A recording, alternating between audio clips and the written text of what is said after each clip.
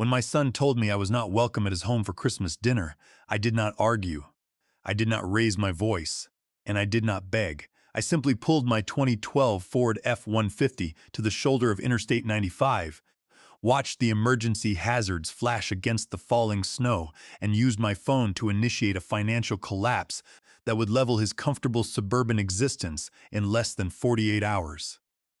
I was about 20 miles outside of New Haven, Connecticut. The heater in my old truck was rattling, but the cab was warm enough, filled with the rich, heavy scent of hickory smoke and slow-cooked beef. I had been awake since 3 light in the morning, standing in the freezing wind of my backyard to tend the smoker. I had prepared a prime beef brisket, using a dry rub recipe that my own father had taught me 40 years ago. It was not just food. It was 16 hours of labor, a tradition of love, and a bridge to my grandson, Mason. On the passenger seat next to me sat the brisket wrapped in pink butcher paper, a cast-iron dish of homemade mac and cheese, and a gift-wrapped leather baseball glove I had custom-ordered for my 6-year-old grandson. At 62, I could afford to drive any luxury vehicle on the market. I spent 35 years climbing the corporate ladder, eventually serving as the chief financial officer of a global shipping logistics firm.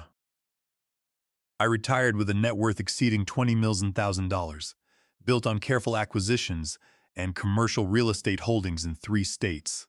But I never felt the need to wear my wealth on my sleeve. I preferred my faded flannel shirts, my worn work boots, and the quiet life of my modest brick home in New Jersey. My son, Brandon, was 32. He was a marketing manager at a mid-sized firm, but he lived like a man who brought in $500,000 a year. 3 years ago, he married Chloe, a 29-year-old aspiring social media influencer whose entire identity was built on the projection of wealth she did not possess.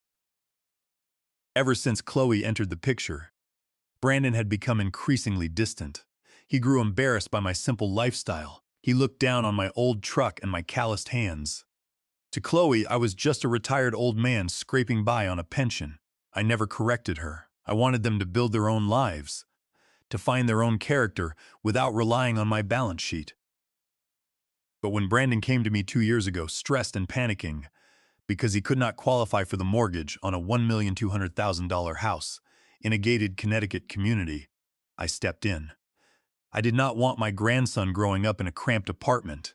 I set up a private shell company called Sinclair Holdings LLC, bought the debt note directly, and arranged to pay the $6,500 monthly mortgage directly from my private account, letting Brandon believe he was paying a standard commercial bank with a massive discount. My phone buzzed on the dashboard mount. It was Brandon. I tapped the speakerphone and smiled. "Hey, son. I am about 20 minutes out. The brisket is warm, and I cannot wait to see Mason." The response on the other end was not the happy greeting of a son. It was a heavy, nervous silence. When Brandon finally spoke, his voice was a low, hurried whisper. "Hey, Dad, look, about today. We have a bit of a situation here." I frowned, my foot easing off the gas slightly. "Is everything okay, Brandon? Is someone sick?" No, everyone is fine," he said, sounding increasingly tense. "It is just that Chloe is really stressed. Her parents, Philip and Diana, flew in from Palm Beach this morning. It was an unexpected surprise. They are already here." "Well, that is great," I replied. "I brought enough brisket to feed a dozen people. We can just set 2 more plates. The more, the merrier." "Dad, you do not understand," Brandon sighed, his voice shaking slightly. "The Barlows are different. They are very quiet, very reserved people. They are not used to your kind of volume. And Chloe is worried that having you here, with the truck and everything, might just be a bit overwhelming for them. We were thinking that maybe it is best if we keep it intimate this year. Just us and Chloe's parents." My grip tightened on the steering wheel. My kind of volume, I knew exactly what that meant.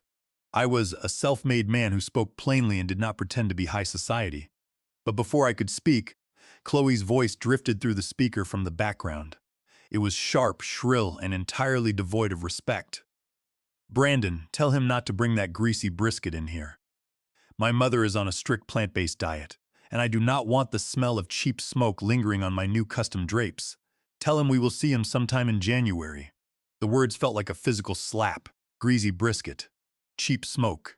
January. Brandon came back on the line, his voice trembling. Yeah, Dad. So, maybe we can do a lunch next week, just you and me. I think it is best if you turn the truck around. I am sorry. I did not yell.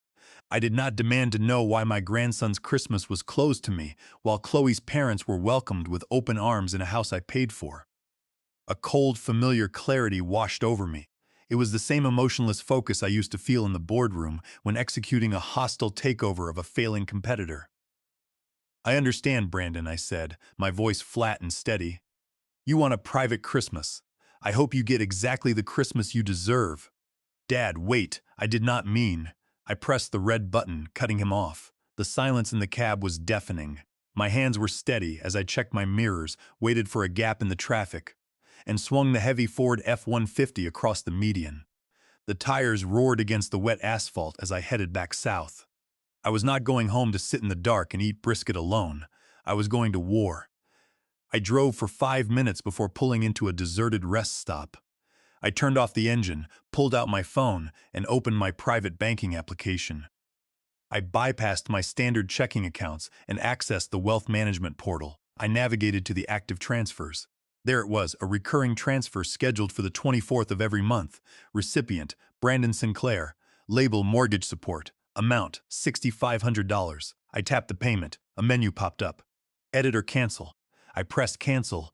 The screen refreshed. Next scheduled payment, none, but that was just the warning shot. I exited the app and dialed Oliver Cross, my personal real estate attorney. He answered on the second ring. Walter, Oliver said, his voice crisp. Merry Christmas Eve. I assume this is not a holiday greeting. It is not, I said. I need you to pull the file on the property at 442 Oakwood Drive. The Sinclair Holdings note. I have it memorized, Oliver replied. What are we doing? I want to activate the acceleration clause, I said. Call the entire loan. The full balance of $100,000 is due immediately. Oliver Cross paused on the phone. I could hear the rustle of papers in his office. Despite it being Christmas Eve, Oliver was at his desk.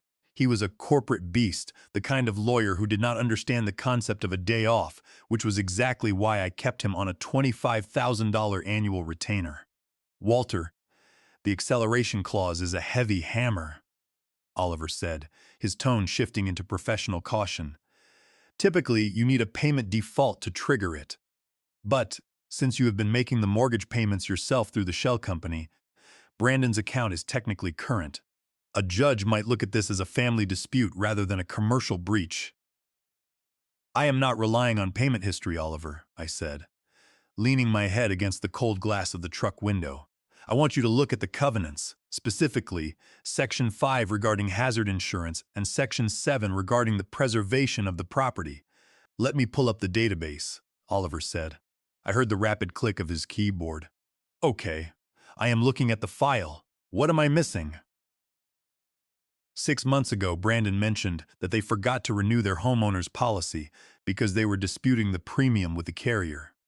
He threw the cancellation notice in the trash, saying he would deal with it later. Knowing my son, he never did.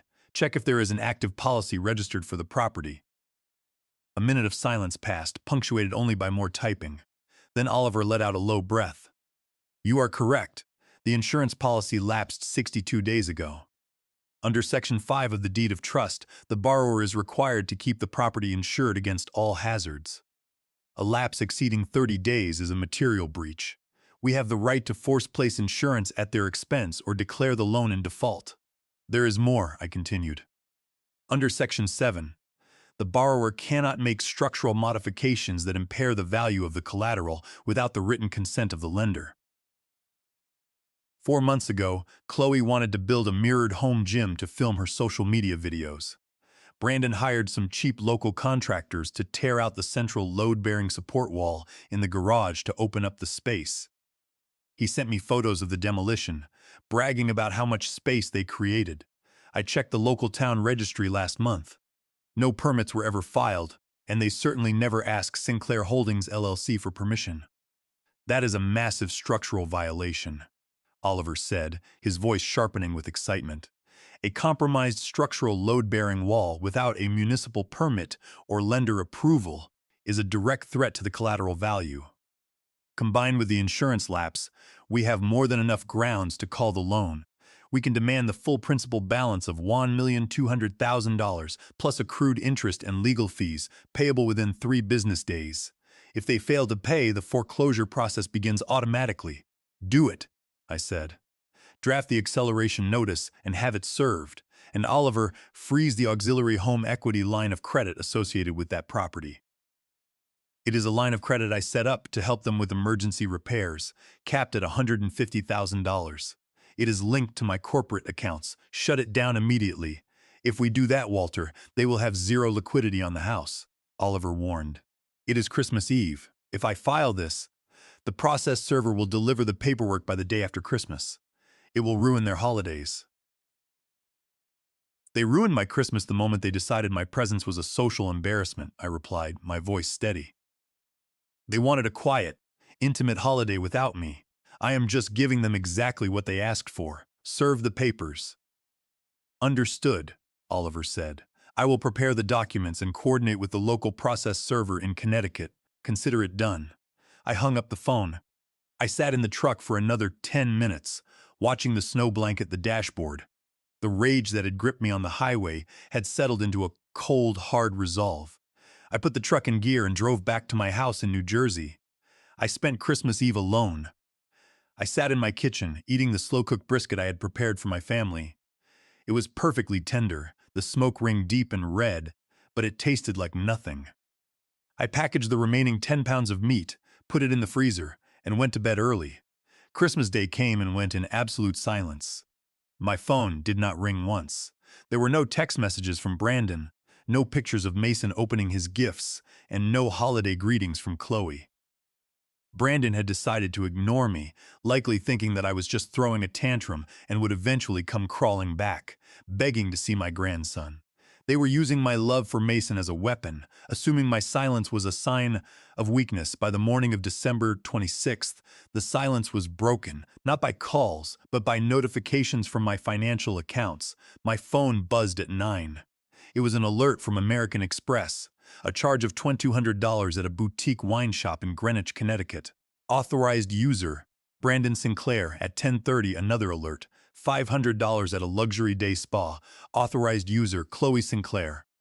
They were using the supplementary platinum cards I had issued them for emergency expenses to celebrate their holiday. While I sat in my empty house, they were drinking vintage French wine and getting massages on my budget. They thought they had successfully cut me out of their lives while keeping my money flowing. Night. I did not get angry. Instead, I opened my iPad and logged into the smart home security application.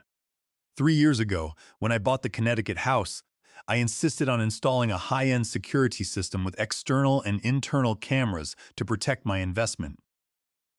Brandon, too lazy to manage technology, had never changed the master administrative password. I loaded the living room camera feed. The high-definition camera showed a warm, beautiful room. Brandon was sitting on the floor, glass of red wine in hand. Chloe was lounging on the sofa, scrolling through her phone.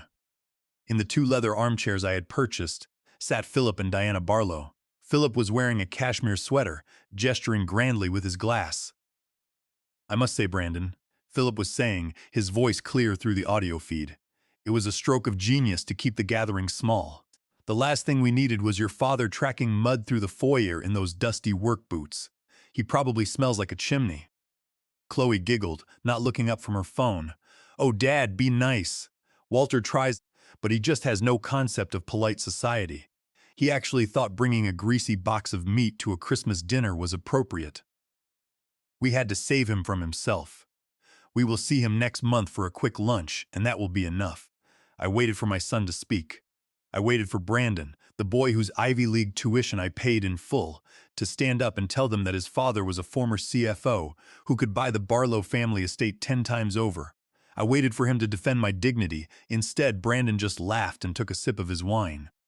Yeah, you are right. Dad is a lot to handle. It is better this way. He is happier with his own kind anyway. His own kind.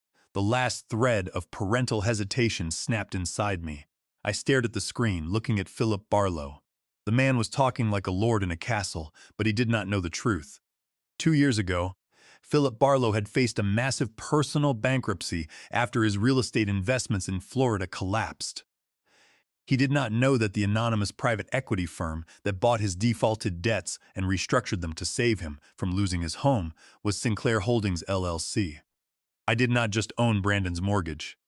I owned the Barlow family's debt, and they were sitting in my house, drinking my wine, calling me trash. I closed the security app on my iPad and set it face down on the mahogany desk. My breathing was slow and even, but my chest felt hollow. I had spent 3 decades of my life working myself to the bone, enduring corporate politics and boardroom backstabbing, all to ensure my son would never have to struggle. I thought I was protecting him. Instead, I had created a monster who sat in a house I paid for, drinking wine I bought, and agreeing that I belonged with my own kind of simple, lower-class people. They wanted to live a high society life on a working-class budget, using my wealth to build their delusions of grandeur. I was going to show them exactly what their lives looked like without me. I picked up my phone and opened the American Express app. I went to the Account Management tab, selected the supplementary platinum cards issued to Brandon Sinclair and Chloe Sinclair, and tapped the option to terminate them. I did not put a temporary freeze on the accounts. I completely canceled them, flagging the cards as inactive. Next, I opened a folder labeled Vehicle Leases. 2 years ago, Chloe had insisted that she needed a luxury vehicle to maintain her image for her social media followers.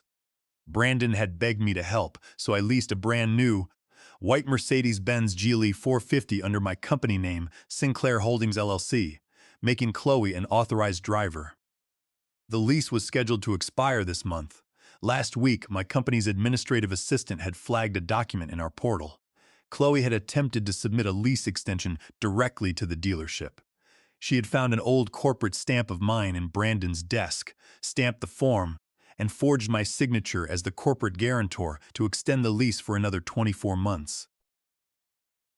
She assumed I was too old and wealthy to notice a monthly deduction of $100 from my corporate account.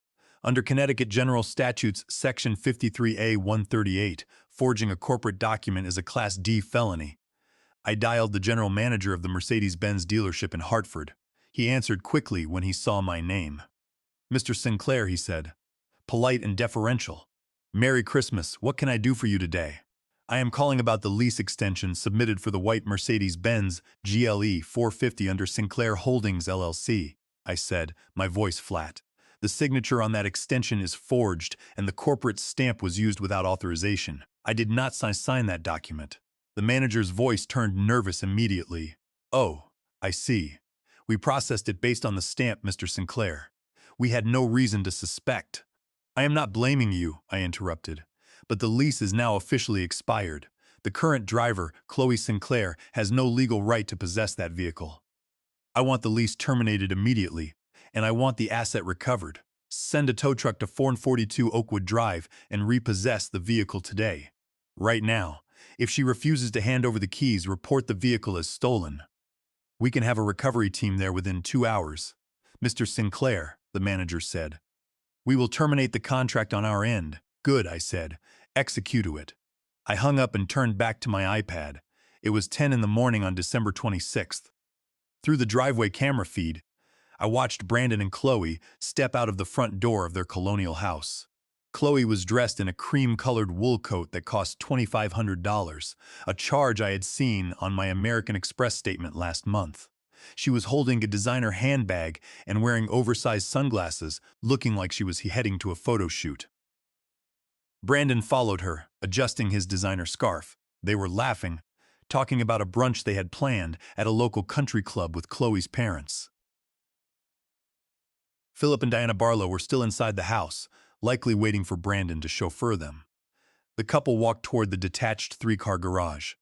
Brandon pressed the remote button on his keys to open the center garage door. The heavy wooden door rolled up slowly, letting the morning sunlight flood the concrete interior. I leaned closer to the monitor. The garage was empty. The spot where the gleaming white Mercedes-Benz GLE 450 usually sat was vacant. All that remained were a few dry oil spots on the concrete and the deep, heavy tire tracks of a tow truck in the fresh snow leading down the driveway. I saw Chloe freeze. Her hand flew to her mouth, and she dropped her designer handbag onto the wet asphalt. Brandon ran into the empty bay, spinning around as if the massive luxury SUV might be hiding behind a column. He ran back out to the driveway, looking frantically up and down the quiet suburban street. His mouth was moving rapidly, his face flushed with panic. I turned up the volume on the security feed. "Where is it?" Chloe was screaming, her composure shattering.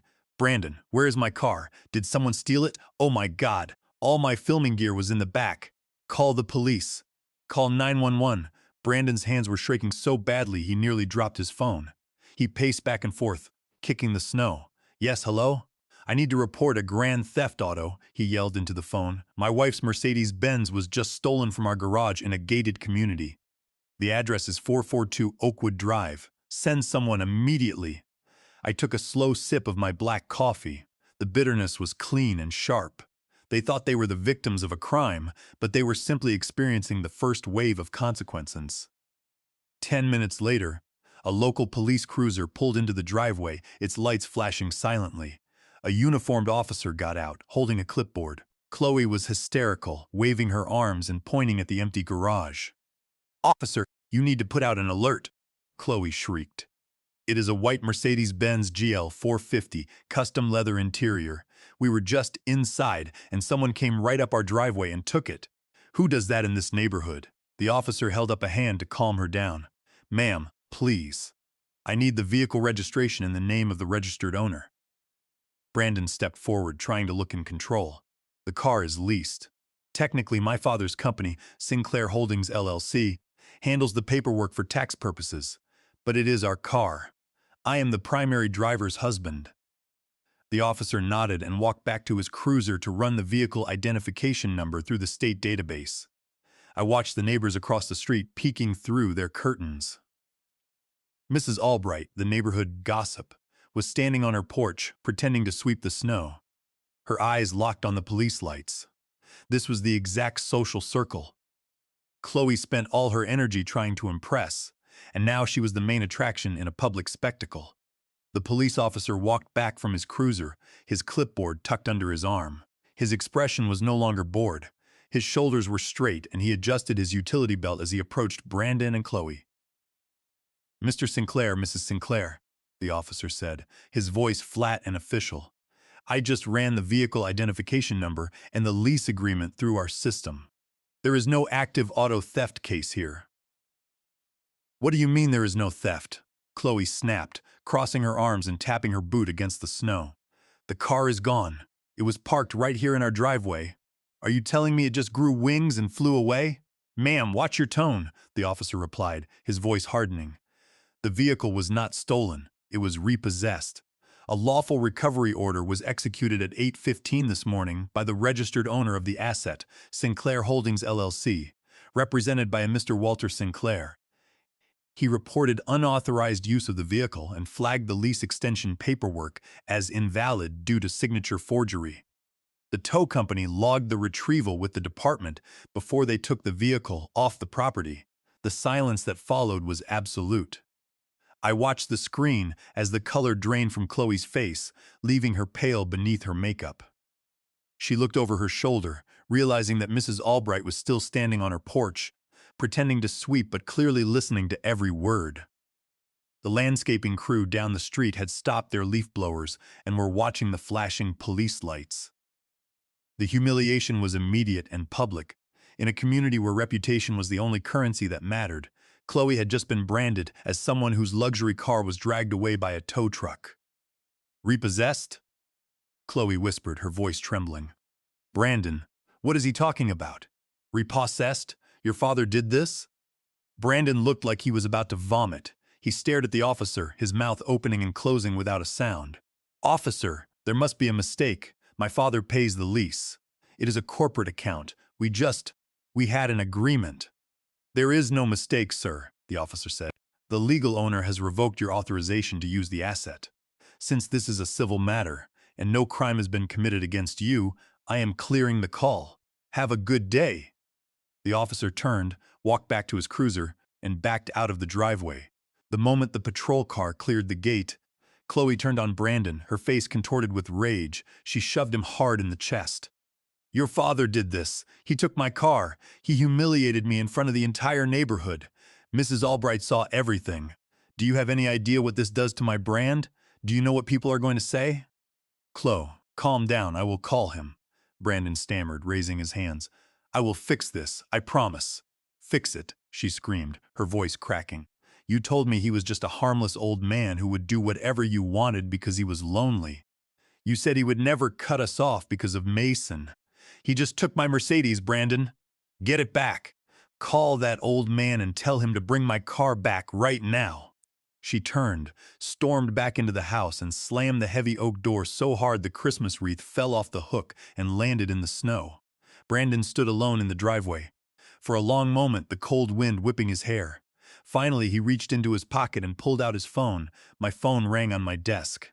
The caller ID showed, Brandon. I let it ring 3 times before tapping the speakerphone. Hello, Brandon, Dad. What the hell is wrong with you? Brandon screamed into the phone, his voice cracked and frantic. Are you out of your mind? The police were just at my house. You had Chloe's car towed? In broad daylight? The neighbors saw everything. You made me look like an absolute fool. I sat back in my leather chair, my voice calm and low. I did not make you look like a fool, Brandon. You did that yourself when you decided to bite the hand that has been feeding you for 3 years. The car is registered to my company. The lease is in my name. The insurance is paid by my firm. You were merely an authorized driver. And as of this morning, your authorization has been revoked. It is our car, Brandon yelled. You gave it to us. I gave you the use of it, I corrected him. Just like I gave you the use of the house. And just like I gave you access to my credit cards. I provided those things to my son and his family. But since you and Chloe have decided that I am a rustic embarrassment who smells like cheap smoke and track mud into your house, I see no reason why my assets should remain in your garage. Dad, you are being incredibly petty. Brandon spat. This is all because of Christmas, isn't it? Because we wanted one single day of privacy with Chloe's parents? You got your feelings hurt, so now you are throwing a temper tantrum and trying to ruin our lives? It is a car, Dad. Chloe needs it for her image. She cannot be seen driving an Uber or some cheap sedan.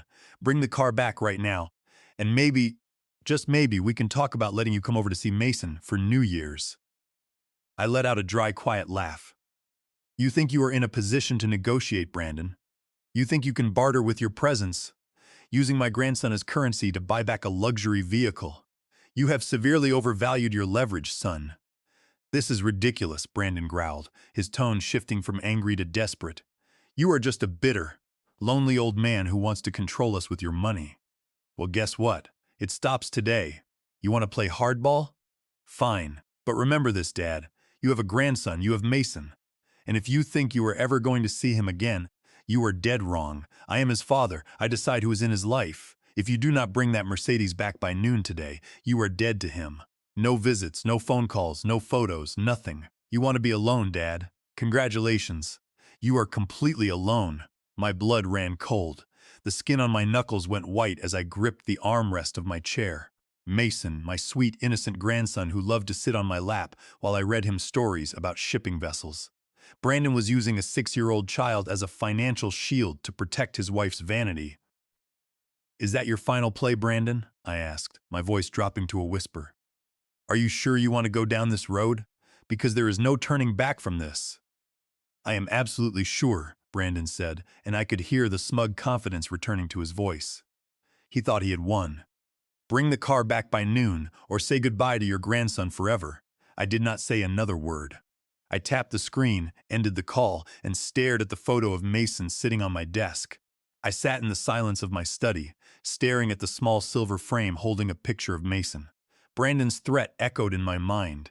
He was willing to tear his son away from his grandfather, to sever a bond of pure love, just to extort a luxury lease from me. By dragging my grandson into the mud of his greed, Brandon had made a fatal error. He thought he was playing his ace, but in reality, he had just freed me from the last constraint of mercy. I was no longer his father trying to guide him. I was now his primary creditor. And creditors do not have feelings. They have terms, and they enforce contract boundaries. I picked up my phone and dialed Oliver Cross. Oliver, I said, my voice cold and flat. Execute the mortgage acceleration. Serve the papers today. Do not wait for the day after Christmas. I want them served within the hour. I have the process server on standby in New Haven, Oliver replied. His tone matches my gravity. The paperwork is ready. They will have it in hand shortly. Are you sure about this, Walter? There is no rolling this back once the default is recorded at the town clerk's office. I am sure, I said. And we are escalating. I want to call the promissory note on Philip Barlow. The Florida debt? Oliver asked, the sound of keyboard clicks resuming. Let me pull up the Barlow folder. It is held under our secondary LLC, Dover Capital. Philip Barlow owes $450,000 under the restructured note. He has been making the monthly minimum payments, but let me check the covenants. Look at the financial disclosure requirements, I instructed. Under Section 9 of the promissory note, the borrower must submit a certified personal financial statement and tax returns to the lender by December 1st of every calendar year for risk assessment. If he fails to do so, it constitutes a technical default, giving the lender the right to demand the full principal balance within 10 days. Scanning the document now, Oliver said. He let out a dry chuckle. You are spot on, Walter. Philip Barlow did not submit his financial statements for this year. We sent a reminder on November 15th, which his accountant ignored. Technically, he has been in default since December 2nd. I will draft the demand letter now. We will demand the full $450,000 principal plus accrued interest, due within 5 business days. If he cannot pay, we will file a lien against his primary property in Florida and initiate foreclosure. Send it to him via email and have the process server deliver a physical copy to the Oakwood Drive address, I said. He is currently staying there as a guest. Let him receive his financial ruin in my son's living room. Understood, Oliver said. I will have both notices served immediately. I hung up. I pulled up the smart home app on my monitor, tracking the GPS location of the family account. As I suspected, they had ordered an Uber. The dot was moving toward a high-end organic grocery store, Whole Foods, about 10 miles from the house. I switched my screen to monitor the transaction alerts on my credit card portal. They were attempting to salvage their ruined holiday by hosting a lavish lunch at the house. Since they could not go to the country club without a vehicle, they were going to bring the luxury to them.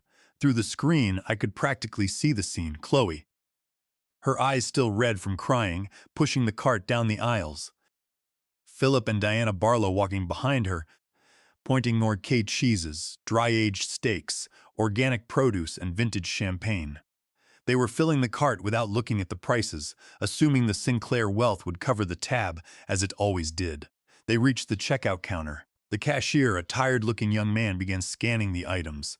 The screen on my monitor showed the total rising rapidly, $180, $340, $490, and settling at $612.45. Brandon reached into his wallet and pulled out the heavy metal American Express Platinum card. He handed it to the cashier with that casual, arrogant flick of the wrist he had adopted since marrying Chloe. He did not even look at the terminal. The cashier slid the card through the slot. A sharp, low buzz sounded from the machine. Declined, the cashier said, handing the card back. Brandon frowned, his eyebrows knitting together. That is impossible. Run it again.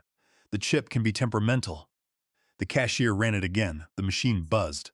Declined, sir. The screen says account closed by administrator. Closed? Brandon's voice rose, showing a hint of panic. No, there must be a fraud alert. My father pays this bill. It has a $50,000 limit. Try my wife's card. Chloe handed over her supplementary card. The cashier swiped it. The machine buzzed again. This one is closed too, ma'am. The system is instructing me to confiscate the cards. Confiscate them? Chloe gasped, her face flushing red as she looked at the growing line of customers behind them. This is ridiculous. We are members of the country club. Brandon, do something. Brandon pulled out his personal Visa card. Here, run this one. The cashier swiped it. The machine buzzed. Declined. Over limit, sir. Brandon's face went pale. He tried his debit card, sweat starting to bead along his hairline. The machine buzzed. Declined. Insufficient funds. The people in the line behind them began to sigh, shifting their weight, checking their watches. The hum of hushed whispers filled the air. Philip Barlow cleared his throat, adjusting the collar of his cashmere sweater. What is the delay, Brandon? We have guests arriving at the house in a few hours. Just pay the man. Brandon turned to his father-in-law, his voice shaking. "Philip, my cards are having a technical issue. Do you mind putting your card down for this? I will Venmo you the second we get back to the house." Philip Barlow froze. He patted the pockets of his expensive trousers, looking at his wife, Diana, who suddenly became deeply interested in a display of gourmet chocolate. "Oh, Brandon, I did not bring my wallet." Philip lied, his voice thin and hollow. "We left everything in our luggage at the house. We assumed you were hosting." I knew the truth. Philip Barlow did not forget his wallet. His wallet was empty. His credit score was in the low 500s, and his accounts were drained. He had been surviving on a secret monthly stipend of $5, zero that Chloe had been funneling to them from the allowance I gave her, a stipend that was now gone. The cashier looked at the manager, who had walked over to the register. "Sir, if you cannot pay for the groceries, I am going to have to ask you to step aside so we can restock the items. We have other customers waiting." Humiliated, Brandon, Chloe, and the Barlows had to turn around and walk away from the register, leaving $600 worth of gourmet food on the counter. They walked out of the automatic doors into the freezing parking lot, empty-handed, under the judging eyes of the entire store. They stood on the curb outside Whole Foods, shivering in the biting Connecticut wind. Through the smart home tracking system, I watched their location remain stationary in the parking lot. Chloe was pacing, her arms wrapped tightly around her wool coat, her face twisted in a mask of fury. She was screaming at Brandon, her voice carrying across the asphalt. Brandon was staring at his phone, desperately scrolling through his banking app, hoping that some glitch would resolve and show a positive balance. Philip Barlow stood slightly apart, trying to maintain his dignified posture while his wife, Diana, huddled against him to stay warm. "Why did the cards decline, Brandon?" Chloe shrieked, her voice cutting through the cold air. "You told me we had a $50,000 limit. You told me your father paid the bill like clockwork. Do you have any idea how embarrassing that was?" The cashier looked at me like I was a thief. People in line were laughing. "I do not know, Chloe," Brandon yelled back, his patience finally snapping. "The app is showing the account is closed, not frozen, not suspended." "Closed," he deleted the accounts. "This is abuse." Philip Barlow chimed in, his voice shaking from both the cold and indignation. "Your father is behaving like a petty dictator. He is using financial leverage to manipulate you and Chloe. You are a grown man, Brandon. You need to stand up to him. You cannot let him dictate how you live your life." Brandon spun around to face his father-in-law, his face red. "Stand up to him with what, Philip? With what money? Do you have $600 to pay for those groceries? Because I do not. My personal credit cards are maxed out, my checking account has less than $200 in it, and my father just canceled the mortgage payment. If he does not pay it, I cannot. So tell me, Philip, how do I stand up to a man who owns the roof over our heads?" Philip fell silent, his mouth twitching as he looked away. He had no answer, because he knew that his own financial survival was tied to the very man he was insulting. Their Uber finally pulled up. It was a beat-up, 10-year-old compact sedan with a dented passenger door and a squealing fan belt. They had to cram all 4 adults into the cramped, cold cabin. Chloe sat in the front seat, staring straight ahead in icy silence, refusing to even look at Brandon. The dot on my screen moved slowly back toward the gated community. At 11:30, the Uber pulled into the driveway of 442 Oakwood Drive. As the car came to a stop, Brandon noticed a silver sedan parked at the curb. A man in a dark trench coat was standing near the front porch, holding a clipboard and a stack of thick legal envelopes. The moment Brandon stepped out of the Uber, the man approached him. "Are you Brandon Sinclair?" the man asked, his voice professional and loud. "Yes," Brandon said, his brow furrowing. "Who are you?" "I am a licensed process server for the state of Connecticut," the man said, pulling 2 thick white envelopes from his portfolio. "You have been formally served." He handed the envelopes to Brandon, tapped his clipboard, clicked his pen, walked back to his silver sedan, and drove away. Chloe, Philip, and Diana gathered around Brandon as he stood in the snow, staring at the envelopes. The first envelope had the name of my shell company, Sinclair Holdings LLC, printed in bold letters at the top left corner, with Oliver Cross's law firm listed below it. Brandon tore the envelope open with trembling fingers. He pulled out a 15-page document.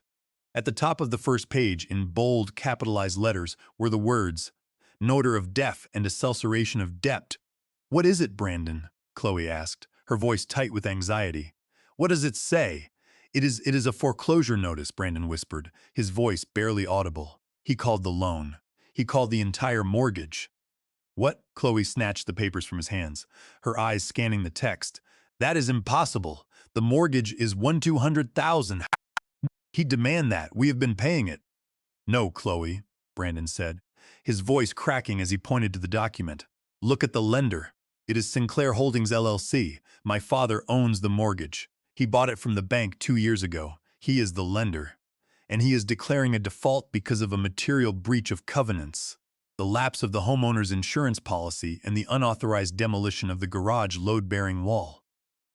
Chloe gasped, her hand flying to her chest. "The garage?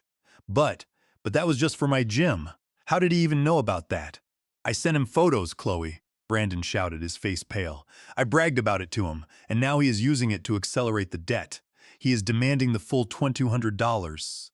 Zeus in principal plus $45,000 in interest and penalties, payable in full within 3 business days. If we do not pay it, the foreclosure sale is scheduled for January 5th. We are being evicted." While Chloe was screaming, Philip Barlow noticed the second envelope Brandon was holding. It was addressed to Philip Barlow. "Why is there an envelope for me?" Philip asked, his brow furrowing as he reached out and took it. He tore it open. The letterhead was from Dover Capital LLC. Philip Barlow's eyes scanned the single page of text. As he read the words, his knees buckled, and he had to grab the railing of the porch to keep from collapsing into the snow. His face went entirely gray, his eyes wide with terror. "Philip?" Diana Barlow asked, grabbing his arm. "Philip, what is it? What is wrong?" "It is the Florida note," Philip whispered, his voice trembling so violently he could barely speak. "The $450,000 loan that saved us from bankruptcy. The lender, the private investor who restructured our debt, it was Walter. He owned Dover Capital." He called the note Diana. "He is demanding the entire $450,000, due in 5 days. If I cannot pay, he is foreclosing on our house in Palm Beach." Inside the colonial house at 442 Oakwood Drive, the warmth of the central heating did nothing to cut through the freezing panic that had settled over the living room. The crystal wine glasses and designer gift boxes from Christmas Day lay scattered across the tables, looking like remnants of a civilization that had collapsed overnight. Philip Barlow sat on the edge of the sofa, his head buried in his hands. His breathing was shallow, his shoulders trembling beneath his cashmere sweater. Diana stood over him, her hands on her hips, her voice a mix of shock and betrayal. "What bankruptcy, Philip?" Diana demanded, her voice rising with every word. "What note? You told me we were in Palm Beach because you wanted to downsize. You told me our finances were perfectly stable. Are you telling me that Walter, that simple man who drives a beat-up pickup truck, has been secretly supporting us for 2 years?" "I had no choice, Diana," Philip groaned, looking up with red, desperate eyes. The Florida real estate market imploded. The banks were going to seize the Palm Beach house. Dover Capital came out of nowhere, bought up our debts, and offered me a restructured private loan with a 2% interest rate. They saved us. I thought it was a venture capital group looking for a tax write-off. I had no idea Walter was the owner of Dover Capital. He used a shell company in Delaware to hide his identity. "He did it to protect you," Brandon said, his voice flat as he leaned against the mantelpiece. He looked exhausted, his face pale and hollow. "He did not want Chloe to worry about her parents being homeless, and he did not want to bruise your ego, Philip. He did it quietly, without asking for a single word of thanks, and this is how we repaid him. We banned him from the house because Chloe did not want the smell of brisket on her drapes."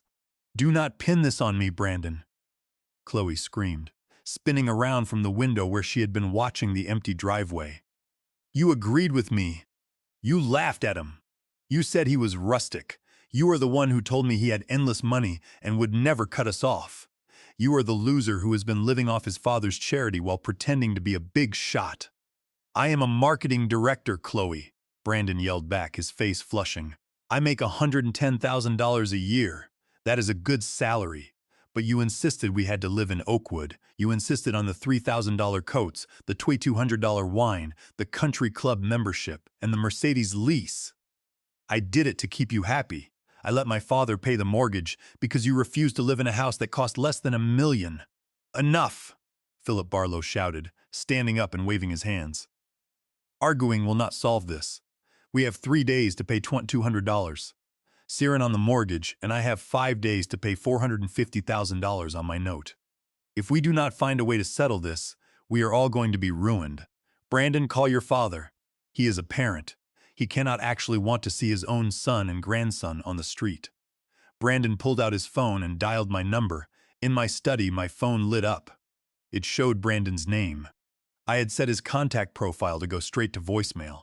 Brandon tried 5 times in a row, each call ending with my recorded greeting. Desperate, Brandon dialed Oliver Cross's office number. Oliver answered on the 3rd ring. Mr. Sinclair, Oliver said, his tone professional and dry. Oliver, you have to stop this, Brandon pleaded, his voice cracking with emotion. Please tell my father I am sorry. It was all a misunderstanding. We were stressed out because of the holidays. We can fix the garage. We will hire a structural engineer tomorrow and put the load-bearing wall back. We will get the insurance policy reinstated. Just tell him to withdraw the acceleration notice. We cannot raise $1,200,000 in 3 days. It is impossible. I am acting on strict instructions from my client, Sinclair Holdings LLC. Oliver replied calmly. My client has declined to offer any cure period for the default. The covenants in Section 5 and Section 7 were breached. The loan has been accelerated.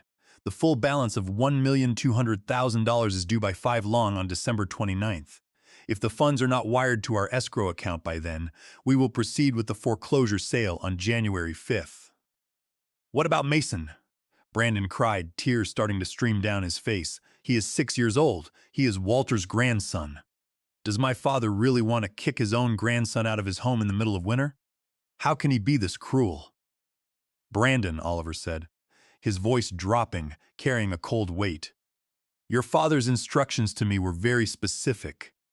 He told me to tell you that the moment you threatened to keep Mason away from him as blackmail to get a Mercedes lease back, you ceased to be his son.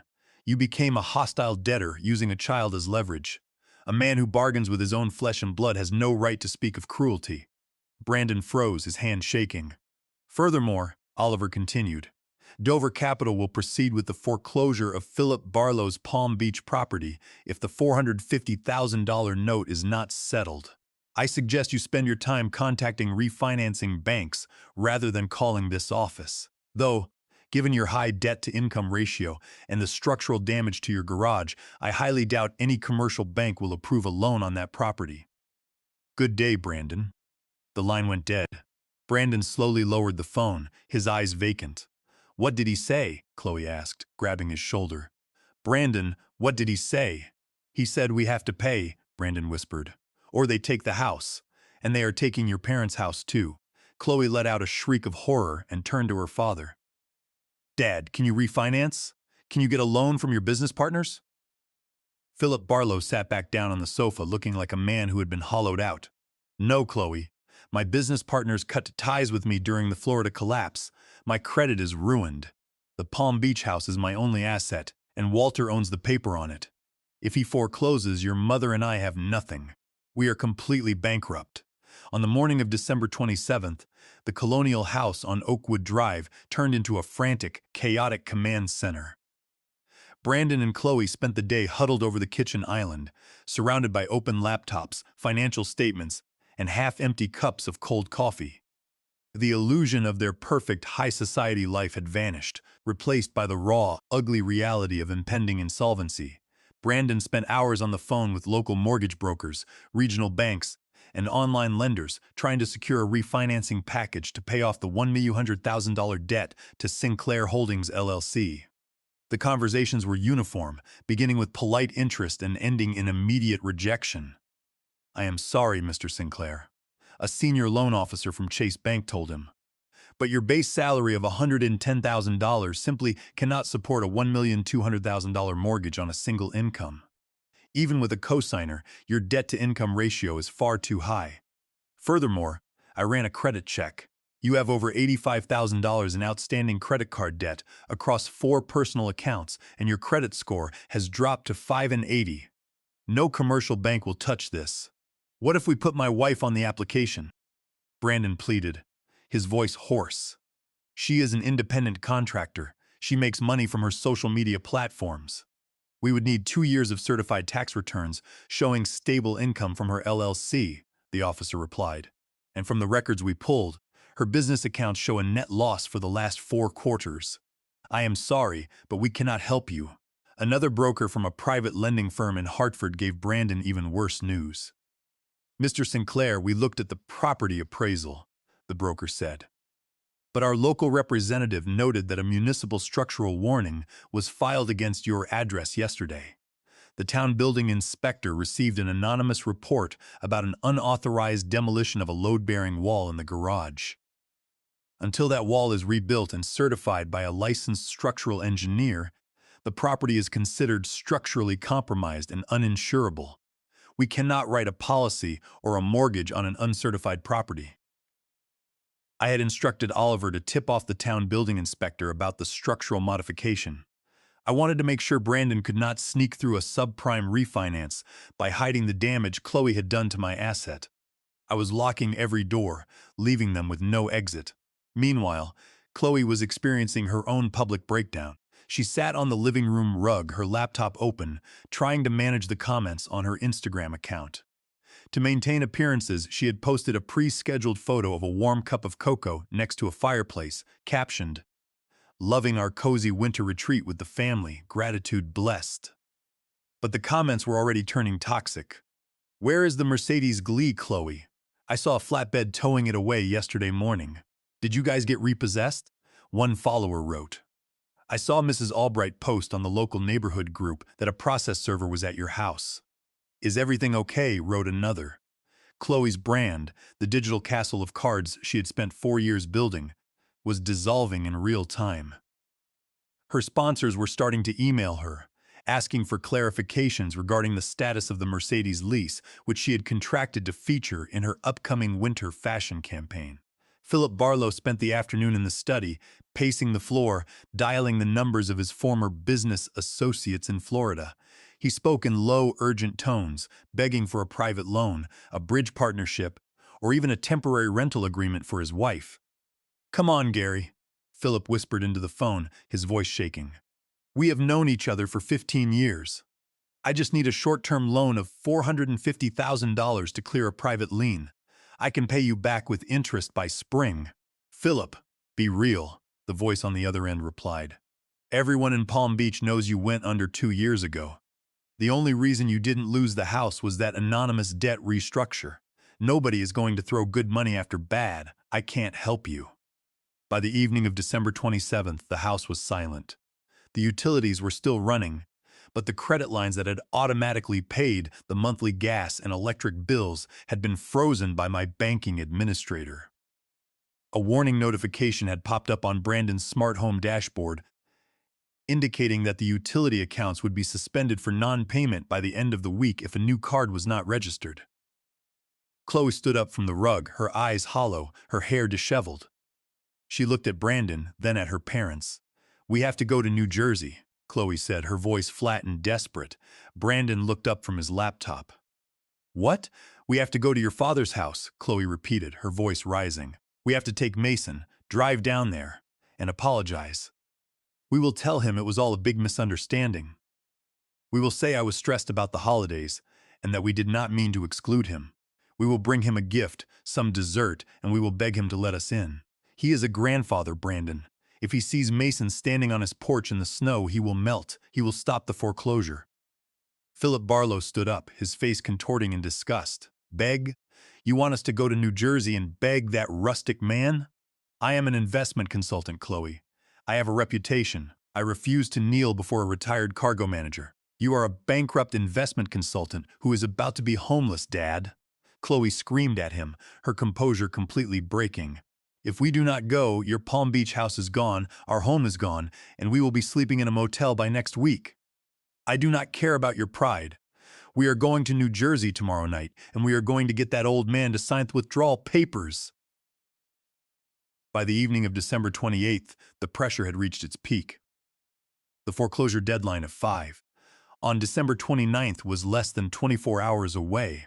They had exhausted every banking connection, every private lead, and every delay tactic they could conjure. The walls were closing in, and their only remaining option was the one they dreaded most. Facing me, I sat in my leather recliner in the den, nursing a small glass of single malt bourbon. The house was quiet, warm, and smelled of the cedar wood burning in the fireplace. It was 8:15. I was reading a book on international logistics, finding a peaceful rhythm in the quiet winter night.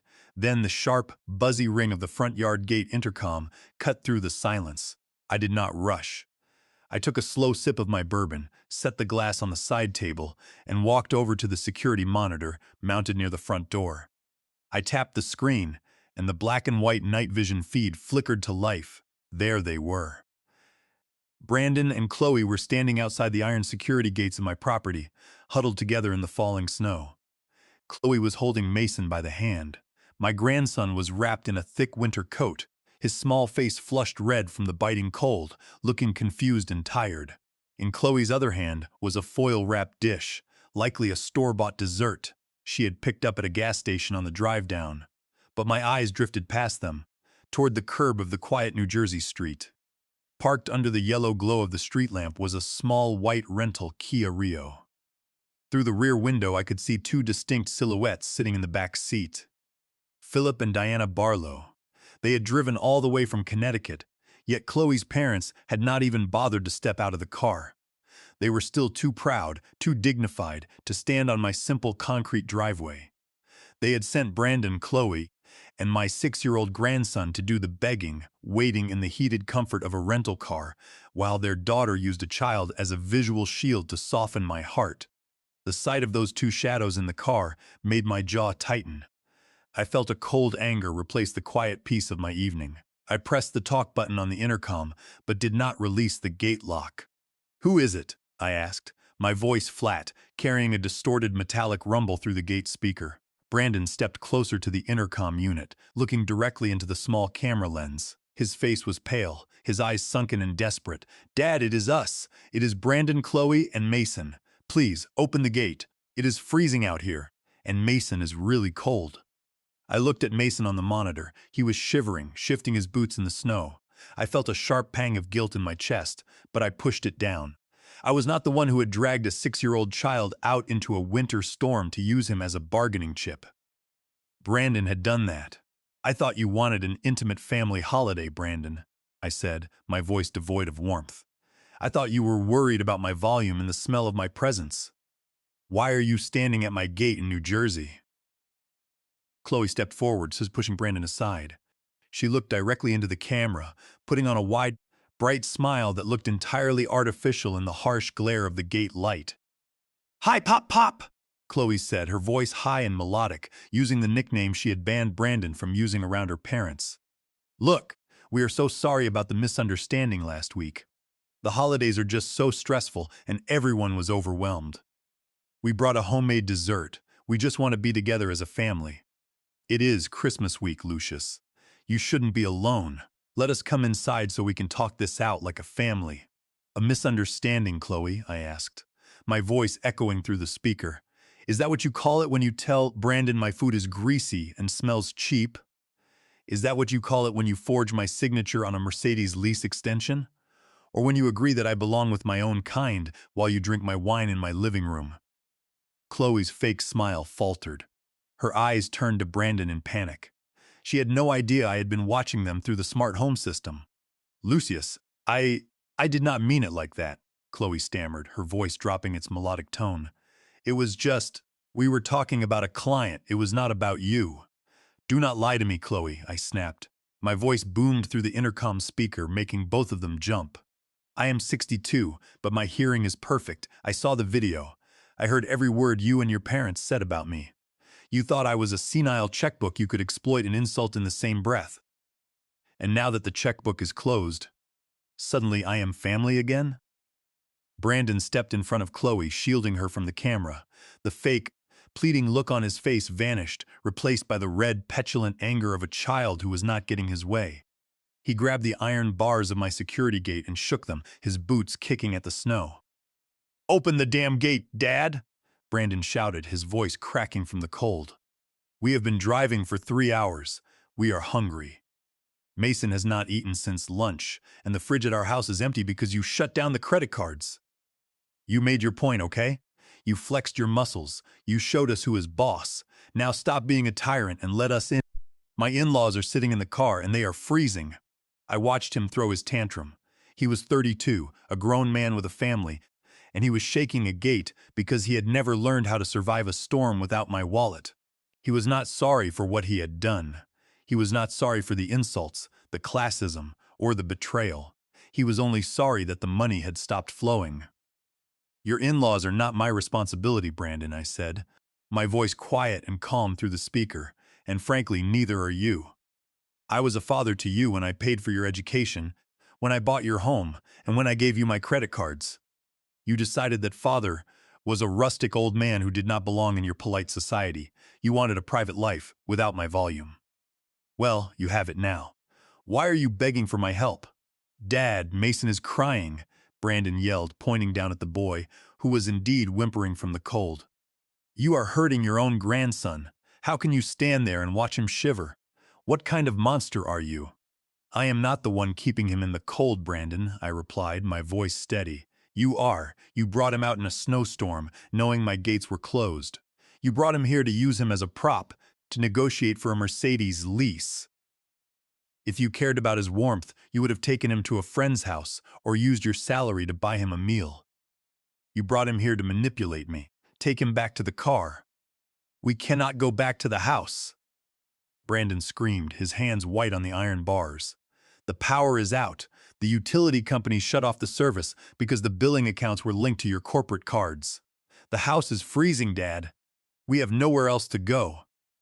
"Then figure it out, Brandon," I said. "That is what men do when they have families. They figure it out. They do not beg the people they disowned to bail them out of the cold." Brandon stared at the camera lens, his eyes filled with a raw, ugly hatred. The last mask of respect had fallen away. "You are evil," he spat, kicking the iron gate one last time. "You are a lonely, bitter old miser. I hope you choke on your money. I hope you die alone in this house."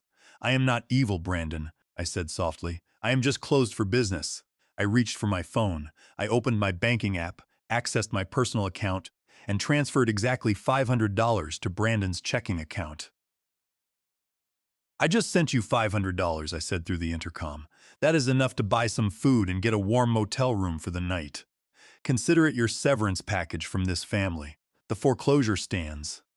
You have until January 1st to vacate the property at 442 Oakwood Drive. If you are not out by New Year's Day, the local sheriff will execute the eviction and remove your belongings. Do not come back here, Brandon." Before he could respond, I reached out and flipped the master switch on the wall. The security gate lights cut out. The driveway floodlights died. The entire front yard plunged into darkness, the only light remaining coming from the distant street lamp casting long shadows across the snow. I turned off the monitor. The screen went black. I walked back to my leather chair, sat down in the quiet warmth of my den, and picked up my glass of bourbon. Through the window, I heard the sound of the rental car's engine revving as they backed down the driveway and drove away into the night. They wanted a Christmas they would never forget, and I had just ensured they got exactly what they deserved. On the afternoon of December 29th, the ticking clock finally ran out. The 5 deadline for the will $200. Mortgage payoff came and went without a single dollar, entering Oliver Cross's escrow account. At 5/1, Oliver filed the official foreclosure petition with the Connecticut Superior Court. At the same time, under my instructions, Dover Capital LLC initiated a summary judgment motion in the Palm Beach County Court against Philip Barlow, seeking immediate possession of his Florida property to satisfy the defaulted $450,000 promissory note. The legal machinery I had built over 40 years was moving with quiet, mechanical precision. There were no emotional pleas in the court files, no dramatic family stories. There were only deeds, signatures, covenants, and breaches. Meanwhile, Brandon and his family were experiencing the reality of their new financial standing from a cramped two-star motel room on the highway outside New Haven. The room smelled of cheap pine disinfectant and stale cigarette smoke. The wallpaper was peeling at the corners, and the window looked out over a gravel parking lot and a noisy diner. My grandson, Mason, was asleep on one of the saggy double beds, exhausted from the chaos of the last 48 hours. Brandon, Chloe, and her parents sat in the narrow space between the beds, looking like survivors of a shipwreck. They had packed what clothes they could carry in garbage bags, leaving the rest of their luxury goods inside the dark, unheated Oakwood Drive house. The local utility company had indeed cut the power that morning due to the outstanding balance and the closure of the credit cards linked to the account. Philip Barlow sat on a plastic chair, his face buried in his hands. "It is over," he whispered, his voice cracking. "My attorney in Florida just called. Dover Capital has filed a summary judgment.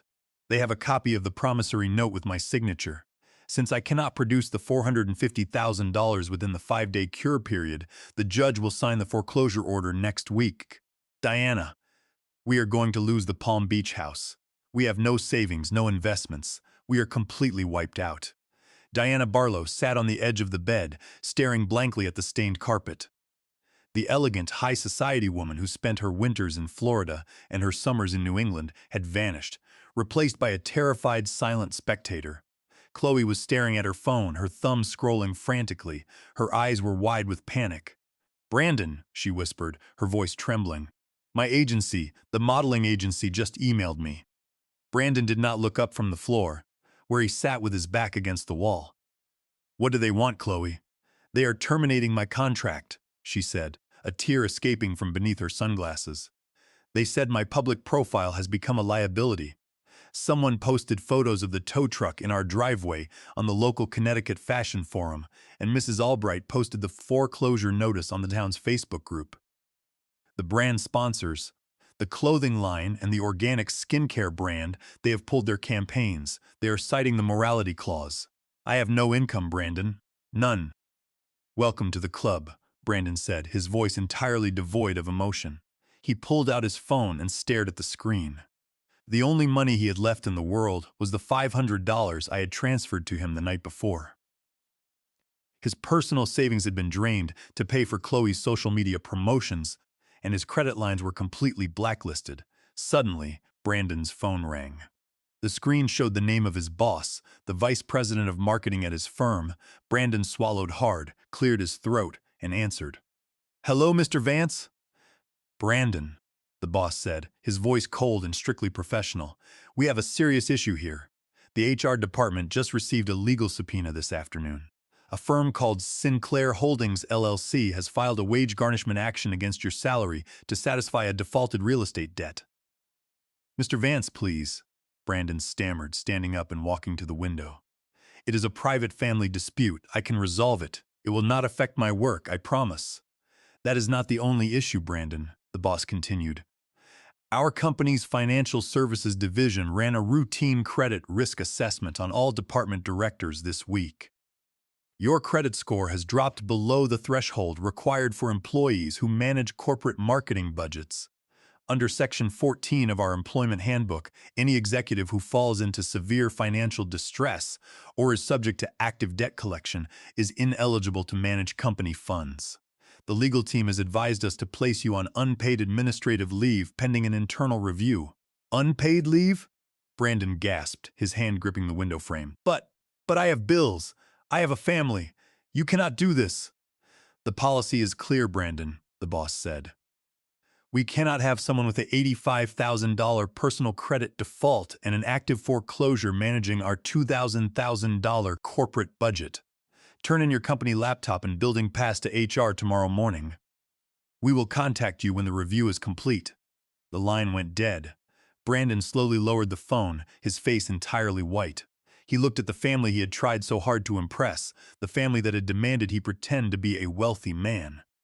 "I lost my job," Brandon whispered. Chloe stared at him, her mouth opening in shock. "What? Brandon, no! How are we going to pay for this room? How are we going to buy food?" "I do not know, Chloe," Brandon screamed, his voice cracking as he threw his phone onto the bed. I have $500. That is it. That is all we have left in the world. And it came from the father I disowned. The father who you said was a rustic old embarrassment. We have nothing. We are completely, totally broke. On the morning of December 30th, the winter sun broke over the highway, casting a cold, bright light into the motel room. The mood inside was suffocating. Brandon lay on the second double bed, staring blankly at the ceiling, his hands clasped behind his head. He had not moved for hours. The shock of losing his career, his home, and his financial standing in a matter of days had left him completely paralyzed. Chloe sat at the small plastic table, her eyes swollen and red from crying. She was sorting through the few luxury bags she had managed to throw into garbage bags before the power was cut at the house. Diana Barlow sat silently next to her, staring out the window at the roaring highway traffic, while Philip Barlow lay on the floor, clutching his stomach, complaining of stress-induced chest pain. They were experiencing the cold reality of a life built on credit and pretension. Without my cash flow, they had no foundation. My phone rang at 10. It was Oliver Cross. "Walter," Oliver said, his tone businesslike but containing a note of curiosity. "I have some updates. The Connecticut court has processed the foreclosure petition. Since Brandon's lawyer has not filed an opposition, and frankly, he cannot afford one. The court is scheduled to sign the order of possession on January 5th. Sinclair Holdings will officially own the deed free and clear. What do you want to do with the property?" "Put it on the market immediately," I said. "List it for $1,300,000. Let a family who actually appreciates the home live there." "What about the Florida property?" "Philip Barlow's attorney has reached out," Oliver said. "He asked if we would accept a voluntary deed in lieu of foreclosure. He knows Philip cannot pay the $450,000 note. If we accept, Dover Capital takes ownership of the Palm Beach house immediately, and we waive the deficiency judgment." "Accept it," I replied. "I do not want to waste time in court. Take the deed, list the house for sale, and close the file on Philip Barlow. He wanted to look down on me, so let him do it from a rental apartment." "Understood," Oliver said. "Now, regarding your grandson, Mason.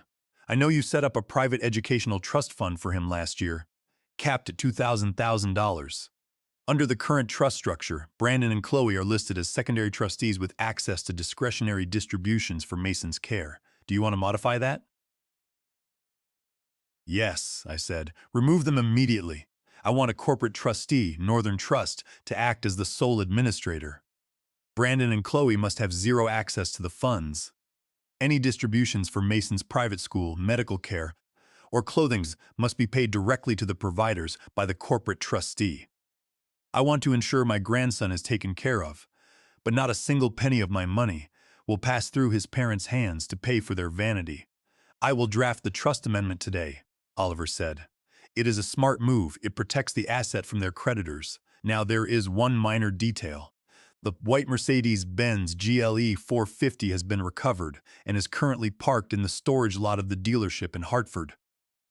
Chloe's agent has called, asking if she can retrieve her personal belongings from the vehicle. She claims she has filming equipment, designer bags, and winter clothes worth over $15,000 inside the car." "She can have her things," I said. "But tell the dealership she must pay the towing fee and storage costs herself before they release the keys to her. I am not paying a single dime for her recovery." "How much are the fees?" I asked.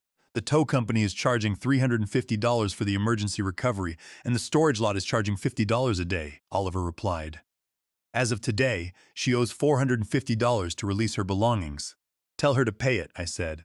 "If she does not pay within 48 hours, the dealership has the right to auction the items to satisfy the lien." I hung up the phone. I felt no joy in this, only a grim satisfaction.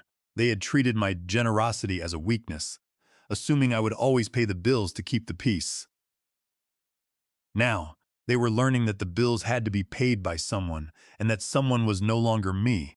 Chloe received the notification from Oliver's office via email at 11:30. She stared at the screen, her mouth dropping in horror. "Brandon," she gasped, her voice trembling. "They have my filming gear, my cameras, my laptops, my clothes. They are all locked in the Mercedes storage yard in Hartford. They are saying I have to pay $450 to get them back today, or they will sell them." Brandon did not move. He did not look at her. I have $500 in my account, Chloe. That is all we have. We have to pay it, Chloe shrieked, grabbing his arm. My cameras are worth $8,000. My designer jackets are in the back seat. If we lose those, we have nothing to sell to raise cash. We have to get them. Brandon slowly sat up on the bed, his eyes hollow. He reached into his pocket, pulled out his debit card, and threw it at her. Take it. Pay the fee. We will have $50 left for food and gas for the rental car. I hope you can eat those designer jackets, Chloe, because that is all we are going to have. Chloe snatched the card, ordered an Uber using the last of their credit, and drove to the Hartford storage yard alone. When she arrived, the yard manager, a burly man in grease-stained coveralls, looked at her debit card and ran it through the terminal. The machine beeped, approving the $450 charge. Here are the keys, the manager said, tossing them onto the counter. You have 30 minutes to get your stuff out of the vehicle. We need it cleared. Chloe walked out to the muddy gravel lot, her designer boots sinking into the slush. She unlocked the Mercedes Geely, the luxury SUV she had bragged about on her channel for 2 years. She dragged her heavy camera cases, her ring lights, and her designer suitcases out of the vehicle, piling them on the wet gravel. She did not have a car to put them in. She could not afford another premium Uber to transport all her gear. The yard manager watched her shiver in the snow, surrounded by a pile of expensive luggage. Need a taxi, lady? No, Chloe whispered, her pride finally shattered. Is there a bus stop near here? 2 blocks down the road, the manager said, pointing toward the highway. But it is going to be a long wait in this snow. Chloe had to pack her designer clothes into plastic trash bags the manager gave her, dragging her camera cases down the muddy shoulder of the highway, under the freezing rain, to wait for a public transit bus. It was the ultimate, silent execution of her brand. By the evening of December 31st, New Year's Eve, the atmosphere inside room 14 of the Highway Motel had reached a toxic boiling point. The small space was crowded with trash bags, camera cases, and damp designer coats that Chloe had dragged back from the Mercedes storage yard. The scent of wet wool, cheap pizza, and desperation filled the room. Brandon sat on the edge of the double bed, his face hollow, his eyes red-rimmed from lack of sleep. Chloe was sitting on the floor using a towel to dry her expensive camera lenses, her hands shaking.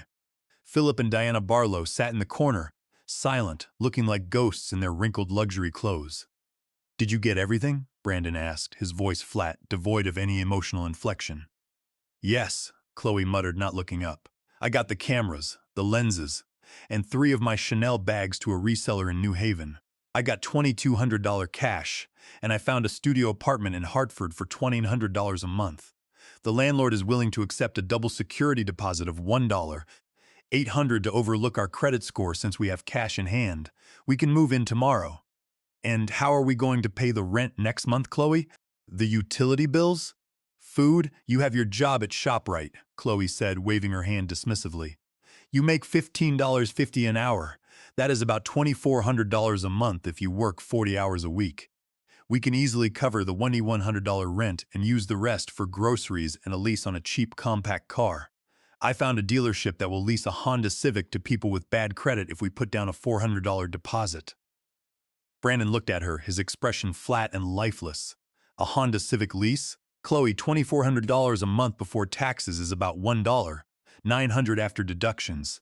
If the rent is $1,800, we are left with $800. The utility bills for a studio in Hartford will be at least $150. Food for 3 of us is $400. That leaves $250. There is no money for a car payment, no money for insurance, and no money for gas. We will be taking the bus. The bus? Chloe's voice rose, her face contorting in disgust. I am not taking a public bus, Brandon. I have over 50,000 followers. What if someone sees me? I need a vehicle to shoot my content. You have to co-sign the lease on the Civic. We can just stretch the budget. You can work overtime at the store. I am not co-signing anything, Chloe, Brandon said, his voice quiet but rock hard. And I am not working 60 hours a week to pay for a car to protect your vanity. If we move into that studio, you are getting a job. You can apply at the retail shops in the mall, or you can wait tables at the diner down the street. We both need to bring in an income if we want to survive. Wait tables? Chloe shrieked, her pride flaring up like a wounded animal. Me? A digital creator? I am a college graduate, Brandon? I am not working a cash register or wiping down tables for tips like a common peasant. I would rather die.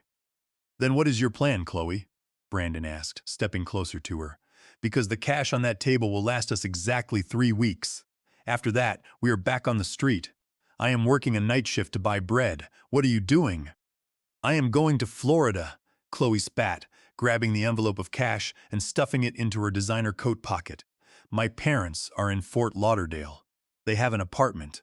I will take the money, buy a bus ticket, and stay with them until I can find a real partner who knows how to support a wife. You can stay here in this dump and stock soup cans for the rest of your life. She turned, grabbed the handle of her heaviest suitcase, and walked toward the bedroom where Mason was sleeping. Mason, get your bag. We are leaving. Stop! Brandon said the word was quiet, but it carried a force that made Chloe freeze. She turned around, her eyes narrowing. What? You can leave, Chloe, Brandon said, walking over to stand between her and the bedroom door. You can take the $2, 200. You can go to Florida and live in a one-bedroom rent with your bankrupt parents. But Mason is staying here, with me. He is my son, Chloe yelled, her voice cracking. I am his mother. You cannot keep him from me. You have no job, no home, and no money, Brandon said, his eyes locked onto hers. You are planning to take a 6-year-old child to sleep on the floor of a crowded retirement apartment in a city you have never lived in, with no registration for school. If you try to drag him out of this apartment with those garbage bags, I will dial the police immediately and report you for child endangerment. I will file for temporary custody today. Chloe stared at him, her mouth opening in shock. She looked at the steel in her husband's eyes, realizing that the spineless, enabling man she had manipulated for 3 years was completely gone. The boy who had let her run his life had been replaced by a father who was willing to fight for his son's stability. She looked at the door, then at the heavy suitcases, and finally at the envelope of cash in her pocket. She valued the $2, 200 in her own escape more than she valued her son. Fine, Chloe hissed, her voice filled with venom. Keep him. He will just grow up to be a simple, callous loser like you and your father anyway. Enjoy your grocery store, Brandon. She grabbed her bags, pulled open the door of the apartment, and walked out into the freezing slush, leaving her husband and her son behind without a single backward glance. On the morning of January 1st, New Year's Day, the world was silent and covered in a thick layer of white frost. I stood in my kitchen holding a warm mug of black coffee, watching the steam rise against the window pane. Nat King Cole was playing softly on the kitchen radio. It was a tradition I had kept for 30 years, but today the music felt different. It carried the weight of a new beginning, one stripped of the burden of supporting ungrateful children. At 8:30, I dialed Oliver Cross. Oliver, I said, are we on schedule? We are, Oliver replied, his voice clear. The Connecticut Sheriff's deputies are arriving at 442 Oakwood Drive at 9 to execute the eviction order and change the locks. Brandon and his family are already gone. They checked out of the house days ago, leaving the interior freezing and dark. But they left most of their heavy furniture, appliances, and several boxes of personal items behind. Change the locks, I instructed. Have a local moving crew pack everything up. Sell the high-end furniture to satisfy the outstanding interest fees, and donate the clothing and housewares to a local shelter.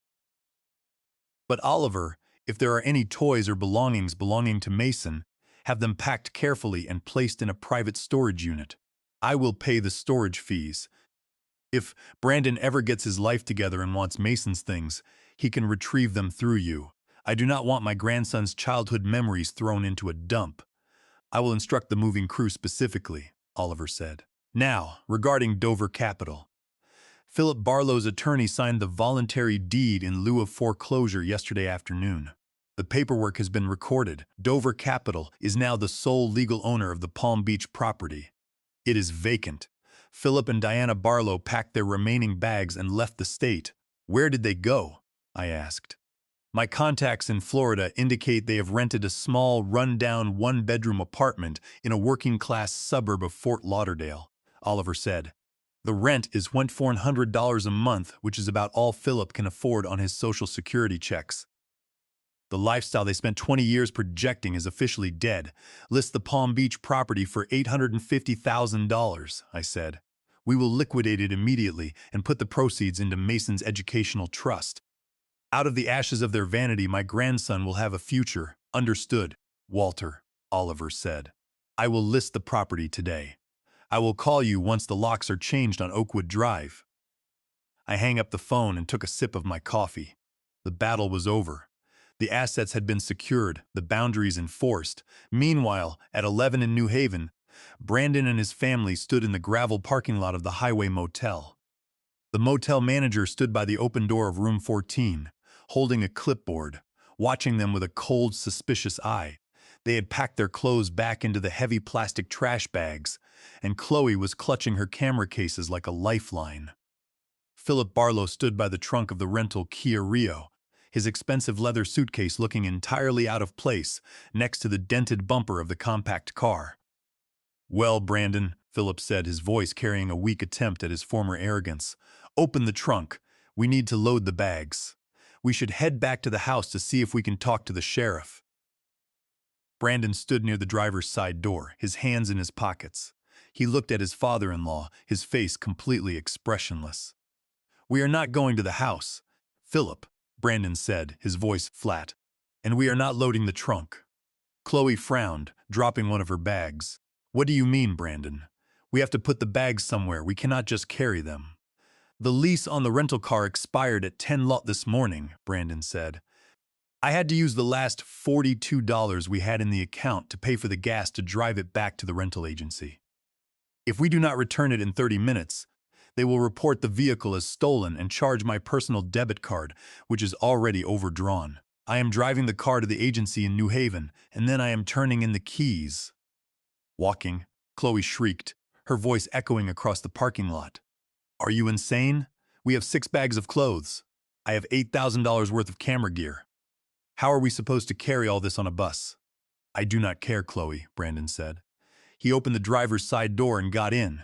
Get in the car or stay here. I am returning the vehicle. With no other options, the family had to cram themselves and their garbage bags back into the compact Kia. Brandon drove in silence to the rental agency near the New Haven train station. He pulled into the return lane, turned off the engine, and walked into the office to turn in the keys. When he came back out, he stood on the sidewalk next to his garbage bags of clothes and Chloe's camera cases. Philip and Diana Barlow stood next to him, shivering in the freezing wind, looking around the gritty urban street in absolute panic. They were officially on the street. They had no car, no home, no credit cards, and no cash. The elegant, exclusive world of Connecticut high society had vanished, leaving them standing on a concrete sidewalk, clutching trash bags, waiting for a public transit bus to take them to a local shelter. On the morning of January 2nd, the cold gray concrete of the New Haven bus terminal felt like the absolute bottom of the world. The terminal was drafty, smelling of diesel exhaust, stale coffee, and wet pavement. Travelers hurried past with their luggage, ignoring the family huddled in the corner next to a pile of heavy plastic trash bags. Philip and Diana Barlow stood near the ticket counter. It was the first day of the month, and Philip's monthly Social Security check of $1,850 had finally cleared in his account.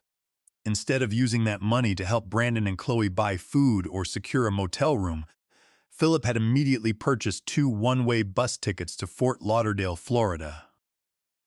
They were abandoning their daughter and grandson to secure their own escape. Philip walked back to the corner, dragging his expensive leather suitcase. He adjusted the collar of his wool coat, refusing to meet Brandon's eyes.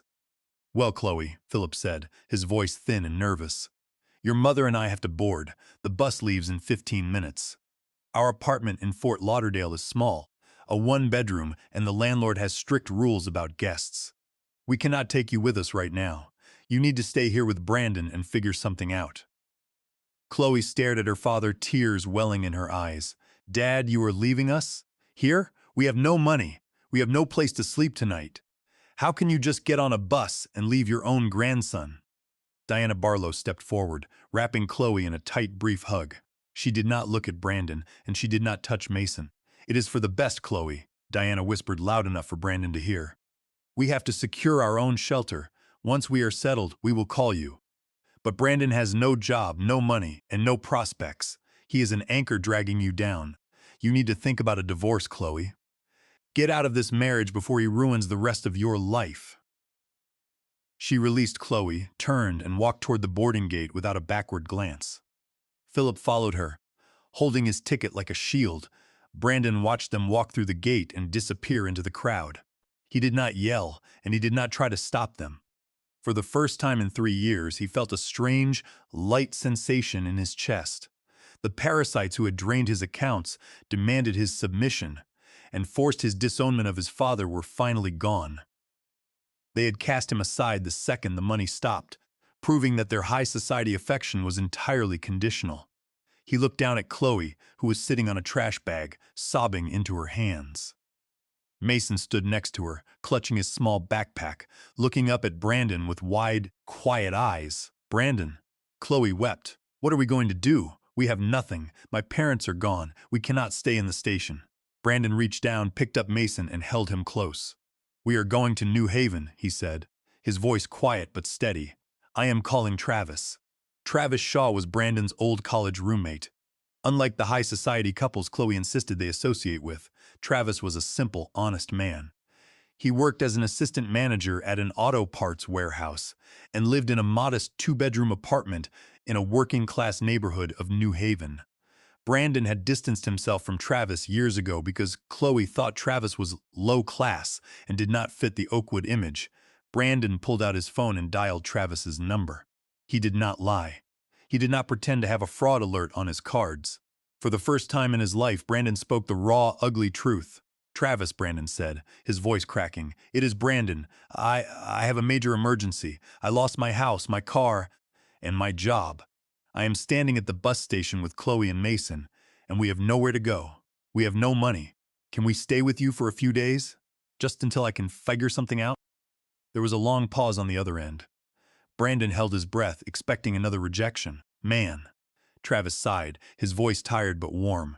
"You haven't called me in 2 years, Brandon. But I am not going to let a kid sleep in a bus station. Take the local transit bus to my neighborhood. I will meet you at the corner store. You can sleep on my living room floor, but Brandon, my place is small, and I cannot feed 3 extra mouths for long. You need to find a job immediately." "I will," Brandon whispered, tears finally escaping his eyes. "I will do whatever it takes. Thank you, Travis." 1 hour later, they arrived at Travis's apartment. The living room was small, heated by a noisy radiator, with a worn sofa and a television in the corner. It was a far cry from the sprawling colonial estate in Oakwood, but it was warm and it was safe. Travis helped them pile their trash bags in the corner. He looked at Chloe, who was sitting on the sofa, clutching her camera bag, looking at the small room with a mix of disgust and despair. "You can use the floor," Travis said to Brandon. "I have a spare mattress for the kid. There is bread and peanut butter in the kitchen. I am heading back to work, Brandon. I suggest you start looking at the classifieds." As the door clicked shut behind Travis, Brandon turned to Chloe. "I am going to the local grocery store," he said. "They are hiring night shift stockers for $15 an hour. I am going to apply." Chloe looked up, her face twisted in disbelief. "A grocery stocker? Brandon, you are a marketing manager. You cannot work a night shift at a grocery store. What will people say?" Brandon looked at her, his expression cold and resolved. "People will say I am feeding my son, Chloe, which is more than your parents did when they boarded that bus." On the afternoon of January 3rd, the winter sun was low and weak, casting long shadows across the dark wood floor of my home office. I was sitting at my desk, reviewing the updated portfolio statements for Mason's Educational Trust. My phone buzzed. It was Oliver Cross. "Walter," Oliver said, his voice clean. "We just received an all-cash offer on the Palm Beach property. A buyer from New York wants to purchase it for $820,000 with a 10-day close and no contingencies. They want to turn it into a rental. Do we take it?" "Take it," I said without hesitation. "Accept the offer, sign the contract, and wire the entire net proceeds directly into the Northern Trust account for Mason's Trust. I want that money compounding immediately. I will execute the contract today," Oliver said. "Now, regarding Brandon, I received a phone call this morning from a man named Travis Shaw. He obtained my office number from Brandon's emergency contact forms. He wanted to verify that the foreclosure on Oakwood Drive was finalized and that Brandon had no remaining legal claim to the property. Did he say how they are doing? I asked, my voice calm, though my chest tightened slightly. Yes, Oliver replied. He confirmed that Brandon, Chloe, and Mason are sleeping on the floor of his living room. Travis said the situation is tense. Chloe is refusing to look for a job, spending her days trying to sell her camera equipment and designer clothes online to raise cash for a rental deposit. But she is demanding that Brandon use the money to lease another luxury car so she can maintain her image. They are arguing constantly. And Brandon has apparently taken a night shift stocking job at a local ShopRite grocery store, Oliver said. He is working from 10 p.m. to 6 a.m., earning $15.50 an hour. Travis said he looks exhausted, but he is showing up for every shift. Stocking shelves at night, I murmured. Good. Let him work. A little dust on his hands will do more for his character than an Ivy League degree ever did. Do not contact him, Oliver. Let him run his course. Understood, Walter, Oliver said. I will keep you updated on the Florida closing. I hung up the phone and walked to the window, looking out at the bare branches of the oak trees in my yard. I felt no anger toward Brandon anymore. The rage had burned itself out, leaving only a cold, clinical curiosity. I wanted to see if my son had enough of my blood in him to survive the collapse of his delusions, or if he would let Chloe drag him down into permanent ruin. That night, at 10:09, Brandon stood in the fluorescent lit aisles of a local New Haven grocery store. The air was cold, smelling of cardboard, industrial floor cleaner, and stale plastic. He was wearing a red polyester vest with a plastic name tag pinned to his chest. Brandon, he stood before a wooden pallet loaded with heavy cardboard boxes of canned tomatoes, soup, and bags of flour. A metal box cutter sat in his hand. He had spent the last 2 hours slicing open boxes, lifting them onto the metal shelves, and aligning the labels to face forward. His shoulders were already screaming with pain. His lower back felt like it was on fire, and the skin on his palms was dry, dusty, and beginning to blister from the rough cardboard. He had spent his entire adult life sitting in padded office chairs, typing on laptops and debating marketing budgets. He had never known physical labor. At 3 light in the morning, during his 15-minute break, Brandon sat on a stack of plastic crates in the dark warehouse area, holding a paper cup of cheap, lukewarm coffee. He looked down at his hands. They were covered in gray dust, the cuticles bleeding slightly from cardboard cuts. His nails were dirty. He stared at his calloused, dusty fingers, and suddenly, a memory flashed in his mind. He remembered when he was 12 years old. He had wanted a new bicycle, a red mountain bike that cost $300. His father, Walter, had spent 3 weekends working overtime in the shipping yards, loading cargo containers in the freezing rain to buy that bike. Brandon remembered his father coming home, his flannel shirt soaked, his hands gray with cargo dust, grease under his fingernails. Brandon remembered how, years later, when he married Chloe, they had laughed at Walter's hands.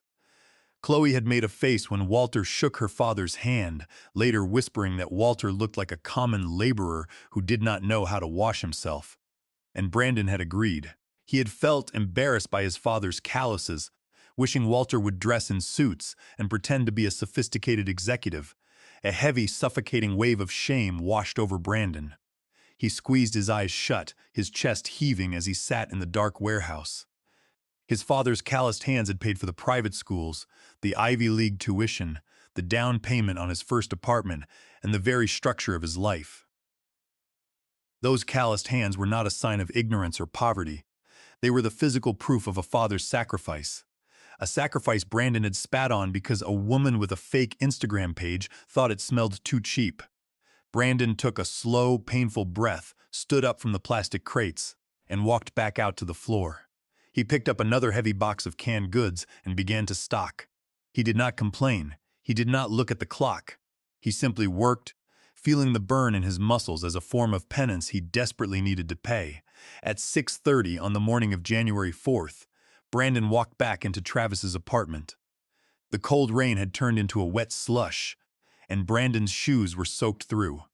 His muscles ached with a dull, throbbing pain, and his eyes were bloodshot from working 8 hours under the harsh fluorescent lights of the grocery store. When he pushed the door open, he did not find the quiet apartment he expected. Chloe was standing in the middle of the living room, surrounded by her open designer suitcases. Her camera cases were gone, replaced by a thick envelope sitting on the coffee table. She was dressed in her cashmere coat, her makeup done, looking like the woman who used to live in Oakwood. "What is this?"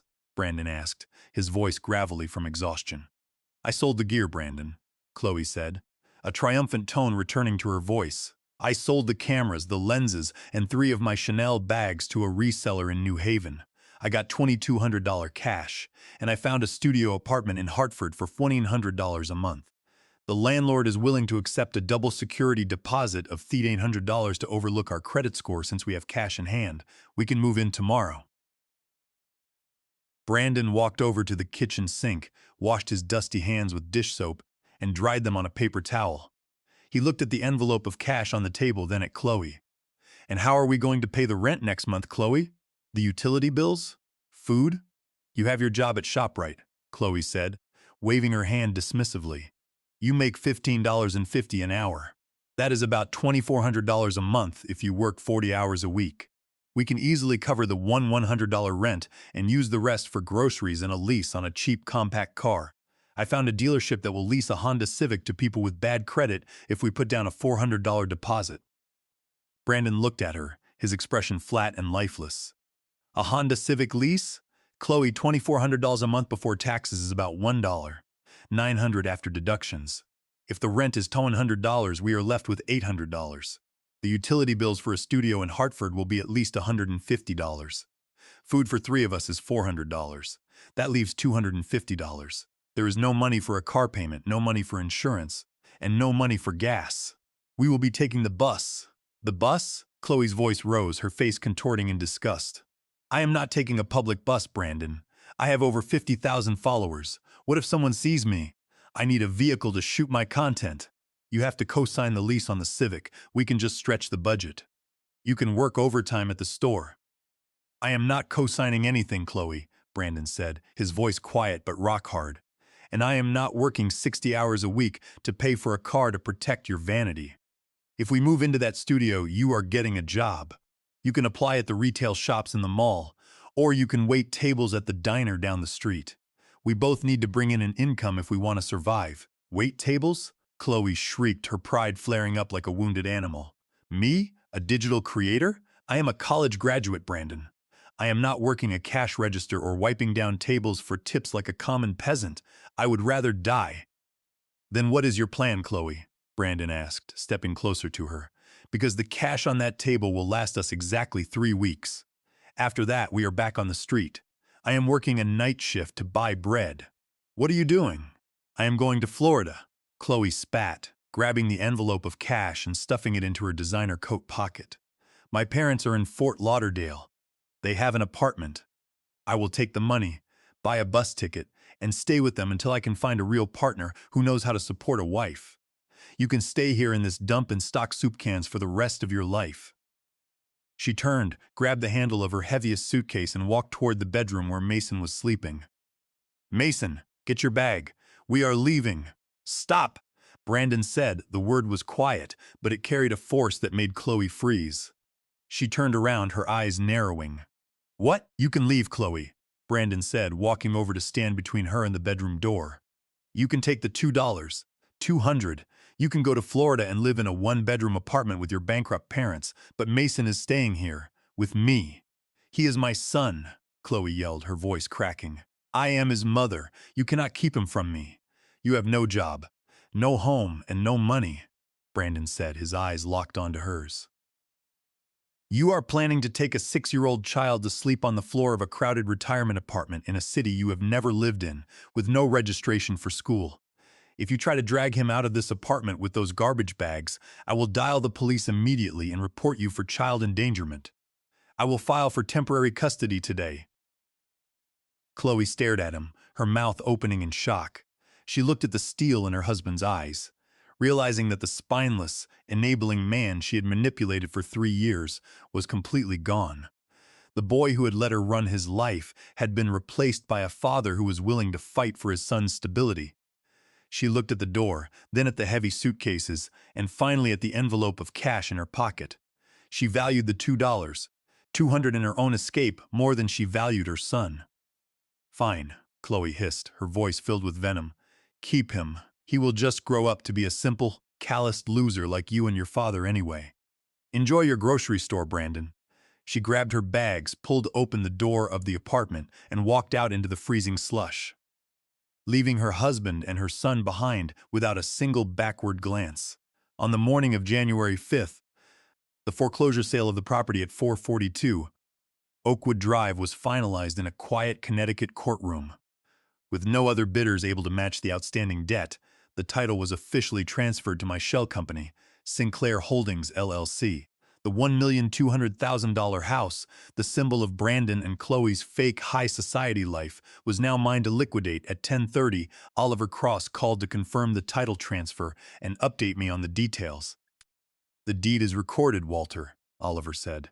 Sinclair Holdings, LLC is the sole owner of 442 Oakwood Drive. The moving crew has cleared the interior. As you requested, all high-end furniture was sold to a local liquidator, raising $22,000, which we applied to the outstanding interest fees. The clothing and kitchen items were donated to the New Haven Rescue Mission. And my grandson's things? I asked.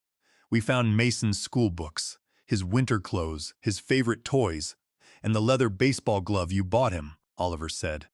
They have all been cataloged and placed in a secure, climate-controlled storage unit in New Haven. The monthly storage fee is $120, which is billed directly to Dover Capital. Brandon has the retrieval slip, which the process server left in his mailbox. Good, I said, letting out a slow breath. What is Brandon's status? The situation has changed significantly, Oliver said, his voice turning reflective. Chloe Sinclair boarded a Greyhound bus for Fort Lauderdale yesterday morning.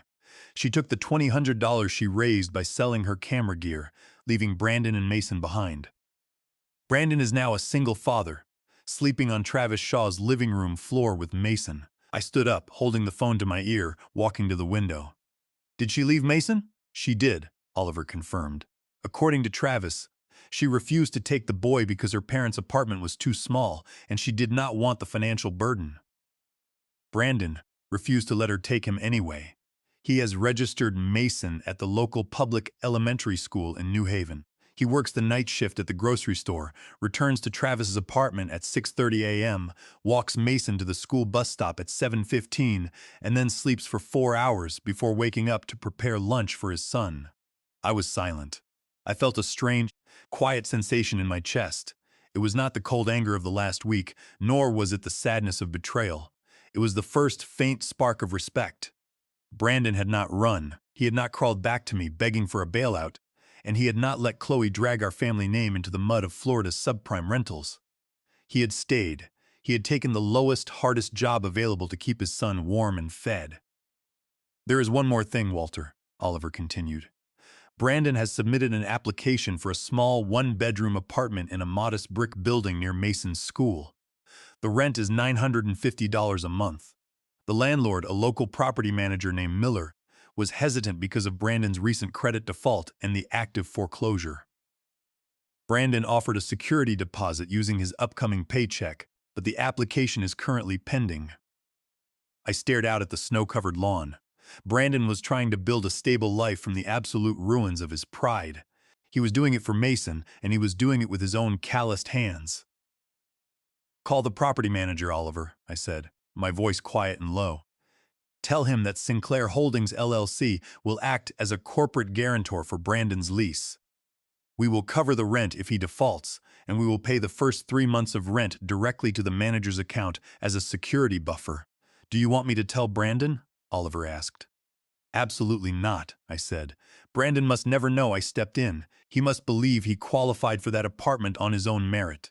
He must believe that his hard work and his grocery store salary were enough to earn a roof over his son's head. If he thinks I am bailing him out, he will stop growing. Let him think the landlord just took a chance on him. I will handle it quietly, Oliver said. The manager will receive the corporate guarantee today. Brandon will get the approval call by tonight. And Oliver, keep monitoring him, I added. I want to know every step he takes, but do not interfere unless he is in danger of being homeless. He needs this winter. He needs to know what it feels like to build a bridge with his own hands. I hung up the phone. I walked back to my desk and looked at the photo of Mason.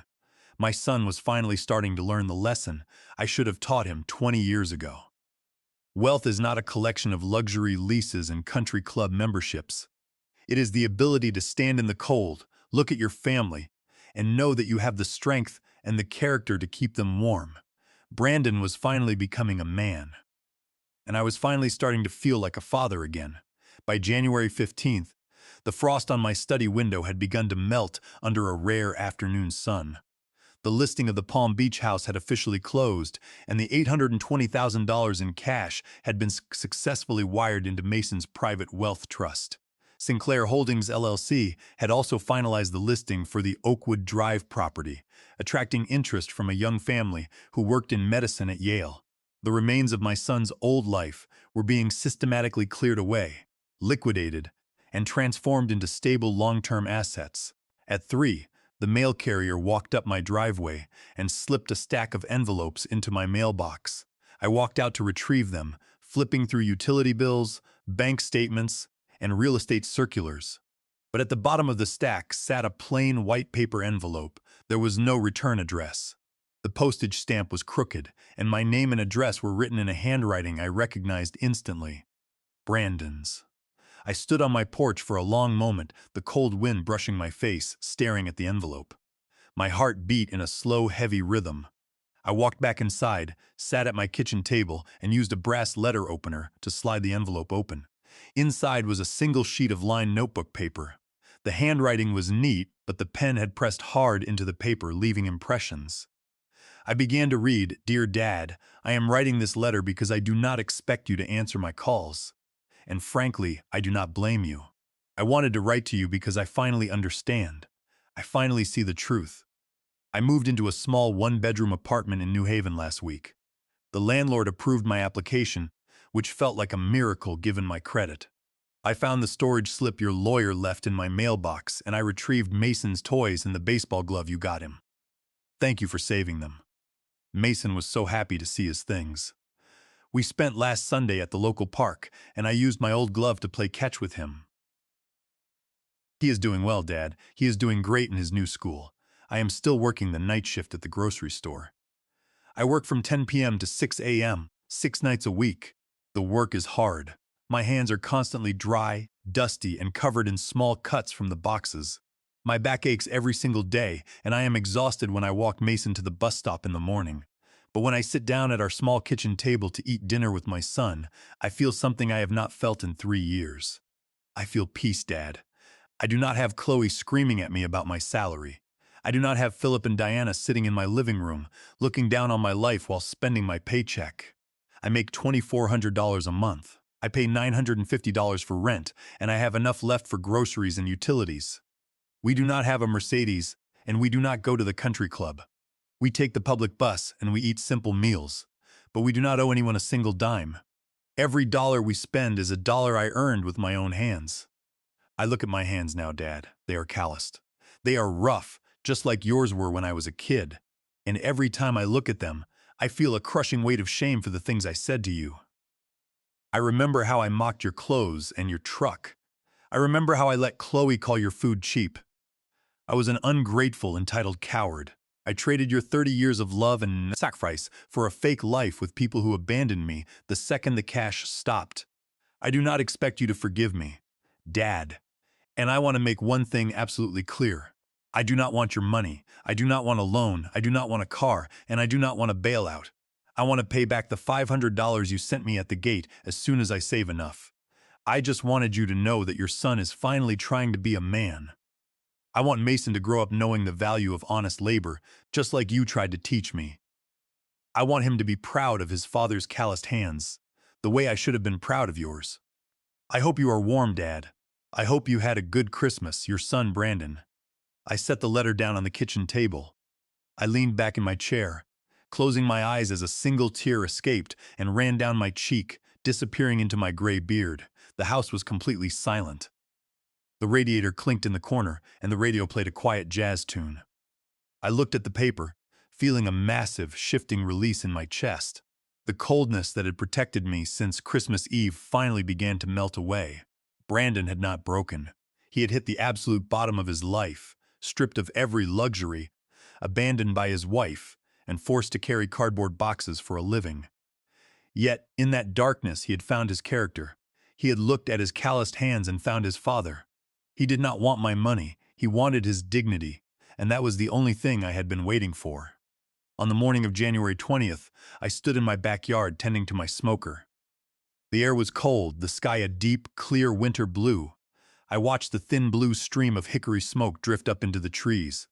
I had spent the last 16 hours cooking another prime beef brisket, using the same spice rub and the same family recipe I had used on Christmas Eve. Only this time, I was not driving to a gated community in Connecticut to seek approval from people who looked down on me. I was driving to see my son. I wrapped the hot brisket in pink butcher paper, placed it in an insulated carrier, and loaded it onto the passenger seat of my 2012 Ford F-150. Behind the seat, I placed a brand new leather baseball glove for myself and the custom-ordered glove I had saved from the storage unit for Mason. I put the truck in gear and pulled onto the highway, heading north toward New Haven. The heater rattle was still there, but the cab smelled like heaven. Specifically, it smelled like smoke, brown sugar, and family. At 1:30 in the afternoon, I pulled the F-150 up to the curb of a modest brick apartment building in a working-class neighborhood of New Haven. The street was clean, quiet, and located just 2 blocks from the elementary school. I killed the engine, grabbed the carrier of brisket, and walked up the concrete steps of the building. I walked down the narrow, carpeted hallway of the 3rd floor until I stood before the door labeled Apartment 3B. I took a deep breath, adjusted my flannel shirt, and knocked. A few seconds passed. I heard the sound of heavy footsteps inside, the clink of a deadbolt sliding back, and then the door swung open. Brandon stood in the doorway. He was wearing a plain, faded gray t-shirt and jeans. He looked thinner than he had in Oakwood, and there were dark circles under his eyes from his night shifts. But his posture was straight, his shoulders square. He did not look like the anxious, whispering boy who had called me on the highway. He looked like a man who was holding his world together. He looked at me, and his eyes went wide. He froze, his hand remaining on the doorknob. "Dad," Brandon whispered, his voice catching in his throat. I looked at him, smiled gently, and held up the warm carrier. "I heard you guys were hungry, Brandon. I brought dinner." Brandon stared at the carrier, then at my face, and suddenly his chin began to tremble. A single tear ran down his cheek, but he did not wipe it away. He stepped forward, wrapped his arms around my neck, and pulled me into a tight, crushing hug. "I am sorry, Dad," Brandon whispered, his voice cracking against my shoulder. "I am so sorry." I patted his back, my hand feeling the solid strength in his shoulders. "I know, son," I said softly. "I know. It is okay now." We released the hug and I walked into the apartment. It was small, containing only a simple kitchen table, 3 chairs, a worn sofa, and a couple of mattresses in the corner. But it was clean, warm, and felt like a home. Mason's toys were arranged neatly on a plastic shelf, and his new baseball glove sat on the counter. Pop, pop! A small, high-velocity blur hit my midsection. Mason wrapped his arms around my waist, his face beaming as he looked up at me. "You came! You brought the brisket!"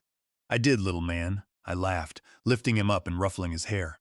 "And I brought my glove, too. We have a game of catch to play tomorrow." We sat down at the small wooden table. Brandon sliced the brisket, his hands steady and precise. I watched his fingers as he worked. They were rough. The skin along his knuckles was dry and calloused, and there were faint gray stains under his fingernails from the warehouse dust. He did not try to hide them. He did not wear gloves. He sat at the table, his hands exposed, looking at them with a quiet, calm pride. "Your hands look good, Brandon," I said, pointing to his calluses with my own rough finger. "They look like they belong to a man who knows how to build things." Brandon looked at his palms, then at mine, and a small, genuine smile touched his lips. "They hurt at first, Dad, but I am getting used to the weight. They will stop hurting soon," I said, "and then they will just be strong." We ate the brisket in peace. There were no cell phones on the table, no discussions of country club fees, and no comments about cheap smoke. There was only the quiet comfort of a father, a son, and a grandson, sharing a meal that had been earned through sacrifice and respect. As I watched Brandon laugh at a joke Mason made, I realized that canceling the mortgage had not been a punishment. It had been a rescue. I had stripped away the fake castle of cards to reveal the solid foundation underneath. Brandon had lost his house, his car, and his fake high society friends. But in the ruins of that winter, he had found his son, his father, and his own soul. He was no longer my dependent. He was my partner. And for the first time in 30 years, I knew that the Sinclair name was in safe hands.